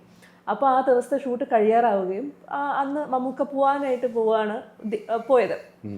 അപ്പോൾ പുള്ളി തിരിഞ്ഞു നോക്കിയിട്ട് എല്ലാവരുടെ അടുത്തും നിൽക്കവേ തന്നെ ചോദിച്ചു, ലൈക്ക് ഈ കുട്ടിക്ക് കാരവാൻ കറക്റ്റ് ഉണ്ടായിരുന്നോ, ട്രാവൽ കറക്റ്റ് ഉണ്ടായിരുന്നോ, റൂം കറക്റ്റ് ഉണ്ടായിരുന്നോ, എല്ലാം ഓക്കെ ആണോ എന്നുള്ള രീതിക്ക് എൻ്റെ അടുത്തും ചോദിച്ചു. എല്ലാം അവിടെ ഉള്ള ആൾക്കാർ, ആ മെയിൻ ആയിട്ടുള്ള ആൾക്കാരുടെ അടുത്തും എല്ലാം ചോദിച്ച് ഉറപ്പുവരുത്തിയിട്ടാണ് ആൾ പിന്നെ അവിടെ നിന്ന് പോകുന്നത്. അതെ, മമ്മൂക്ക അങ്ങനെ നേരിട്ട് ചോദിച്ചിട്ട് പോകേണ്ട ഒരു ആവശ്യമില്ല. Because is the producer of നോക്കാൻ ഒരുപാട് പേരുണ്ട്. But he made sure that പുള്ളി ചോദിക്കുന്നതിന് അതിൻ്റെതായ പവർ ഉണ്ട്. ആ പവർ നല്ല രീതിക്ക് ആൾ യൂസ് ചെയ്യുന്നു എന്ന് എനിക്ക് തോന്നി. മറ്റൊരു ഞാൻ മമ്മൂക്ക പറഞ്ഞ ഡയലോഗുകൾ നേരത്തെ പറഞ്ഞിരുന്നു എൻ്റെ അടുത്ത് താലി കിട്ടുന്ന സമയത്ത്. അല്ലാതെ ഈ പറഞ്ഞ ആ ഒരു സീൻ തന്നെയാണ്. ഞാൻ ഈ പറഞ്ഞ പോലെ കല്യാണം കഴിക്കാൻ തയ്യാറായി വന്ന് നിൽക്കുമ്പോൾ കല്യാണ ചെറുക്കൻ്റെ വേഷത്തിൽ കൊറിയൊക്കെ തൊട്ട് വെള്ളമുണ്ടും വെള്ള ഷർട്ടൊക്കെ എടുത്തിട്ട് ഒരാൾ വരുമ്പോൾ ആരാ എന്നെ കല്യാണം കഴിക്കാൻ പോകുന്നത്, ആരാ എൻ്റെ ചെക്കനായിട്ട് വന്ന് നിൽക്കുന്നത്, മമ്മൂക്ക. ആ ഒരു മൊമെന്റ് തന്നെയാണ് എനിക്ക് ഇപ്പോഴും എൻ്റെ മൈൻഡിൽ ഓർത്തെടുക്കുമ്പം ആദ്യം വരുന്നത് മമ്മൂക്കയുടെ ആ ഒരു കല്യാണ വേഷത്തിൽ വരുന്ന ഒരു മമ്മൂക്ക തന്നെയാണ്. പിന്നെ അവിടെ നടന്ന ഇൻസിഡൻസും സംഭാഷണങ്ങളെല്ലാം തന്നെ നല്ലൊരു എക്സ്പീരിയൻസ് ആയിരുന്നു. ഈ ഒരു ഷോട്ട് കഴിഞ്ഞിട്ട് വൈഡ് ആംഗിളിലൊക്കെ ക്യാമറ ചേഞ്ച് ചെയ്യുന്ന സമയമുണ്ടല്ലോ, ആ സമയത്ത് ഞാനിങ്ങനെ പുറത്ത് പോയിരിക്കുക. അപ്പോൾ മമ്മൂക്ക അവിടെ തന്നെ ഇരിക്കുന്നുണ്ട്. അപ്പോൾ ഞാനിങ്ങനെ മമ്മൂക്കാരുടെ അടുത്ത് പോയി ഇങ്ങനെ നിലത്ത് സൈഡിലിരുന്നിട്ട് ഞാനിങ്ങനെ മമ്മൂക്ക എൻ്റെ പേര് എന്നതാണെന്നൊക്കെ പറഞ്ഞു. അപ്പോൾ മമ്മൂക്ക എവിടെയാണ് വീട്, എന്താണ് ചെയ്യുന്നത്, അങ്ങനെ വിശേഷങ്ങളൊക്കെ പറഞ്ഞു. ഫോട്ടോ എടുക്കാനൊന്നും ചോദിച്ചില്ല. മമ്മൂക്കായും കോസ്റ്റ്യൂമിലും ഞാനും കോസ്റ്റ്യൂമിലായിരുന്നു, കുറവളൊക്കെ ഇട്ടിട്ട് ചോദിച്ചില്ല. ഇങ്ങനെ മാറി വന്നിരുന്നു, അത്രയേ ഉള്ളൂ സംസാരിച്ചിട്ടുള്ളൂ. പിന്നെ ഞങ്ങൾ സെറ്റിൽ ഷൂട്ട് ചെയ്യുന്ന സമയത്തല്ല സംസാരിച്ചതുള്ളൂ. പേഴ്സണലി പറഞ്ഞാൽ ആ സമയത്തുള്ള സംസാരം. എനിക്ക് ഓർമ്മ വരുന്നതെന്ന് വെച്ചാൽ നമ്മുടെ ഷോട്ടിന് മുൻപ് നമ്മളിങ്ങനെ ഇരിക്കുമ്പോൾ നമുക്ക് എന്നോട് ഇങ്ങനെ ചോദിച്ചു, ഇങ്ങനെ മൂവീസിനെ കുറിച്ച് ചോദിച്ചപ്പോൾ ഞാൻ പറഞ്ഞു നമുക്ക് ഇത്രയും വർഷമായി, അപ്പോൾ വെയിറ്റ് ചെയ്യാണ്. അപ്പോൾ പുള്ളി എന്നോട് ഇങ്ങനെ തിരിച്ചെൻ്റെ മുഖത്തേക്ക് നോക്കിയിട്ട് പറഞ്ഞു വെയിറ്റ് ചെയ്യൂ, വരും. അപ്പോൾ അദ്ദേഹത്തെ പോലെ ഒരാൾ പറയുമ്പോൾ നമുക്ക് കിട്ടുന്ന ഒരു കോൺഫിഡൻസ് ഉണ്ട്, അതായത് വെയിറ്റ് ചെയ്യാം ഇനിയും എന്നുള്ളൊരു കോൺഫിഡൻസ് ഉണ്ട്. പിന്നെ എനിക്ക് ഓർമ്മ വരുന്നത് നമ്മുടെ ഷോട്ടിന് ശേഷം എൻ്റെ ഒരു ക്ലോസപ്പ് എടുക്കാനുണ്ടായിരുന്നു. അപ്പോൾ മമ്മൂക്ക പോവുകയാണ്. അപ്പോൾ മമ്മൂക്ക എഴുന്നേൽക്കുമ്പോൾ ഞാനും എഴുന്നേക്കാൻ പോകുമ്പോൾ നമുക്ക് തല പിടിച്ചിട്ട് ഇരിക്കൂ, ഒരു ഷോട്ട് കൂടി ഉണ്ട്, അത് കഴിഞ്ഞിട്ട് പോയാൽ മതി എന്ന് നമ്മൾ ഒരു വാത്സല്യത്തോടു കൂടി പറയുന്നത്. ചിലപ്പോൾ അദ്ദേഹം അത് വാത്സല്യത്തോടു കൂടി അങ്ങനെ ആ ഒരു മൈൻഡിലാണോ പറഞ്ഞതെന്നൊന്നും എനിക്കറിയില്ല. പക്ഷേ ഞാനത് എടുത്തൊരു രീതിയുണ്ട്, അത് എന്നെ സംബന്ധിച്ചിടത്തോളം അത് ഭയങ്കര ഒരു സ്പെഷ്യലാണ്. അത് മാത്രമല്ല എനിക്ക് എടുത്തു പറയേണ്ട ഒരു കാര്യം, മമ്മൂട്ടി കമ്പനി ഞാൻ നേരത്തെ പറഞ്ഞ പോലെ ഭയങ്കരമായിട്ട് ട്രീറ്റ് ചെയ്യുന്ന അതിലൊരു സംശയമില്ല. പക്ഷേ മമ്മൂക്കയ്ക്ക് കിട്ടുന്ന ഒരു ട്രീറ്റ്മെൻ്റ് ഉണ്ടല്ലോ, അതായത് മമ്മൂക്കയ്ക്ക് കൊടുക്കുന്ന ഒരു എക്സ്ട്രാ റെസ്പെക്റ്റ് ഉണ്ട്. അപ്പോൾ നമ്മൾ മമ്മൂക്കയുടെ കൂടെ നിൽക്കുമ്പോൾ നമുക്കും അതിൻ്റെ ഒരു പാർട്ടി കിട്ടും. അതായത് ആൾക്കാർ ചിലപ്പോൾ ആ സമയം വരെ നമ്മൾ നോക്കിക്കണ്ട പോലെ ആയിരിക്കില്ല മമ്മൂക്കയുടെ കൂടെ നിൽക്കുമ്പോൾ നോക്കിക്കാണാം. അതെനിക്ക് ഭയങ്കര ഒരു സുഖമുള്ളൊരു ഒരു സുഖമായിട്ട് തോന്നി. എൻജോയ് ചെയ്തു. പക്ഷെ അത് വിഷമം കേട്ടോ, കാരണം പെട്ടെന്ന് തീർന്നു, ചെറിയൊരു പാർട്ടിയുള്ള അപ്പൊ പെട്ടെന്ന് തീർന്നു. അപ്പൊ നമുക്ക് പോവാണ്, അപ്പൊ എനിക്കതൊരു വിഷമമായി. അതെ അതെ, മിനിമം 5 ദിവസമെങ്കിലും വേണം. 2 ദിവസം കൊണ്ട് തീർത്തു. അത് ഞാൻ ടീച്ചർ ലോഞ്ചിൽ പറയുകയും ചെയ്തു. ഞാൻ മമ്മൂക്കയുടെ ഫസ്റ്റില് ഫ്രണ്ടിന്റെ നായികയുടെ ഫ്രണ്ടായിട്ടായിരുന്നു. സെക്കൻഡ് ഇപ്പൊ കളങ്കാവിൽ എത്തിയപ്പോഴേക്കും കാമുകിയായി, ഇനി ഭാര്യയായിട്ടോ അനിയത്തിയായിട്ടോ ഒക്കെ ചെറുതായിട്ട് ഡ്രീം ആയിട്ട് പറഞ്ഞിട്ടുണ്ടായിരുന്നു കണ്ണൂസ്കട സമയത്ത് ഒരു ഇന്റർവ്യൂല്, ഇനി ഒരു മൂവി കിട്ടുവാണെങ്കിൽ എന്ത് റോളിലായിരിക്കും കിട്ടണം എന്ന് ആഗ്രഹം എന്ന് പറഞ്ഞപ്പോൾ ഞാൻ ആഗ്രഹം ചോദിച്ചാൽ ഞാൻ പറയും എനിക്ക് മമ്മൂക്കയുടെ നായികയൊക്കെ ആയിട്ട് വരണമെന്ന്. പക്ഷെ ആ പറഞ്ഞത് റിയൽ ആയി എന്നുള്ള പോലെയായി. അതെ, ഭാര്യയായി, ഭാര്യയായി, എന്താണ് കഴിഞ്ഞു കഥ. അതിനകത്ത് എന്നെ കൊന്നു. ഞാൻ മമ്മൂക്കയായിട്ട് ഒരുമിച്ചുണ്ടായത് റോഷാക്കിലുണ്ടായിരുന്നു. പക്ഷെ അന്നങ്ങനെ സംസാരിക്കാനൊക്കെ പറ്റിയ അവസാനം എന്നെ പിരിച്ചുവിടുമല്ലോ, നമ്മൾ പോകാൻ പറയില്ല. അപ്പോൾ സംസാരിക്കും. പിന്നെ പരുന്ത് ലൊക്കേഷനിൽ, പരുന്ത് സിനിമയിൽ ഞാൻ മമ്മൂക്കയുടെ 3-4 സിനിമയിൽ അഭിനയിച്ചിട്ടുണ്ട് ഈ പറഞ്ഞ പോലെ മമ്മൂക്കയുടെ കൂടെ. പക്ഷെ ഇങ്ങനെ ഒരുപാട് സീനിലൊന്നും ചെയ്യാൻ പറ്റിയിട്ടില്ല. അപ്പോൾ പരുന്ത് സിനിമയിൽ അദ്ദേഹം ഒരു കുത്ത് കിട്ടിയിട്ട് ഹോസ്പിറ്റലിൽ വരുന്നത്, ഞാൻ നേഴ്സായിട്ടാണ്. അപ്പം കുത്ത് കിട്ടിയിട്ട് വേദന അങ്ങ് സഹിച്ചിങ്ങനെ നിൽക്കുമ്പോൾ എനിക്ക് ശരിക്കും സിനിമ കാണുമ്പോലെയാണ് തോന്നുന്നത്. നമ്മൾ ക്യാരക്ടർ ആവുക എന്നുള്ള ഒരു ഇതൊന്നും ആ കുഞ്ഞല്ലേ അന്നൊക്കെ. അപ്പം നമുക്ക് പറയാം എൻ്റെ കണ്ണിൽ, അപ്പോൾ ഈ കണ്ണിൻ്റെ ഒരു ഭയങ്കര അട്രാക്റ്റീവ് ആണല്ലോ, എന്തോ ഒരു ഭയങ്കര ഒരു സോൾ ഉണ്ട് ആ കണ്ണിൽ എപ്പോഴും, ഒരു നമ്മളെ പിടിച്ച് വെക്കുന്ന ഒരു സെക്കൻഡ്. ഞാൻ ഇങ്ങനെ തന്നെ നോക്കിയിരുന്നു, ഡയലോഗൊക്കെ മറന്നുപോയി എന്താന്നൊക്കെ ചോദിക്കണമായിരുന്നു. അപ്പോൾ നമുക്ക് പെട്ടെന്ന് ഇങ്ങനെ എടുത്ത് ഡയലോഗ് പറയടി എന്താ. അപ്പൊ ഞാൻ ചോദിച്ചു എന്താ പറ്റിയത്, അപ്പൊ ഓക്കെ കറക്റ്റായി ഡയലോഗ് പറയടി മമ്മൂക്ക. പക്ഷെ മമ്മൂക്ക പറയുന്നത് ക്യാമറ അറിയുന്നേ ഇല്ല, ഞാനും മമ്മൂക്കയെ മാത്രമേ അറിയുന്നുള്ളൂ.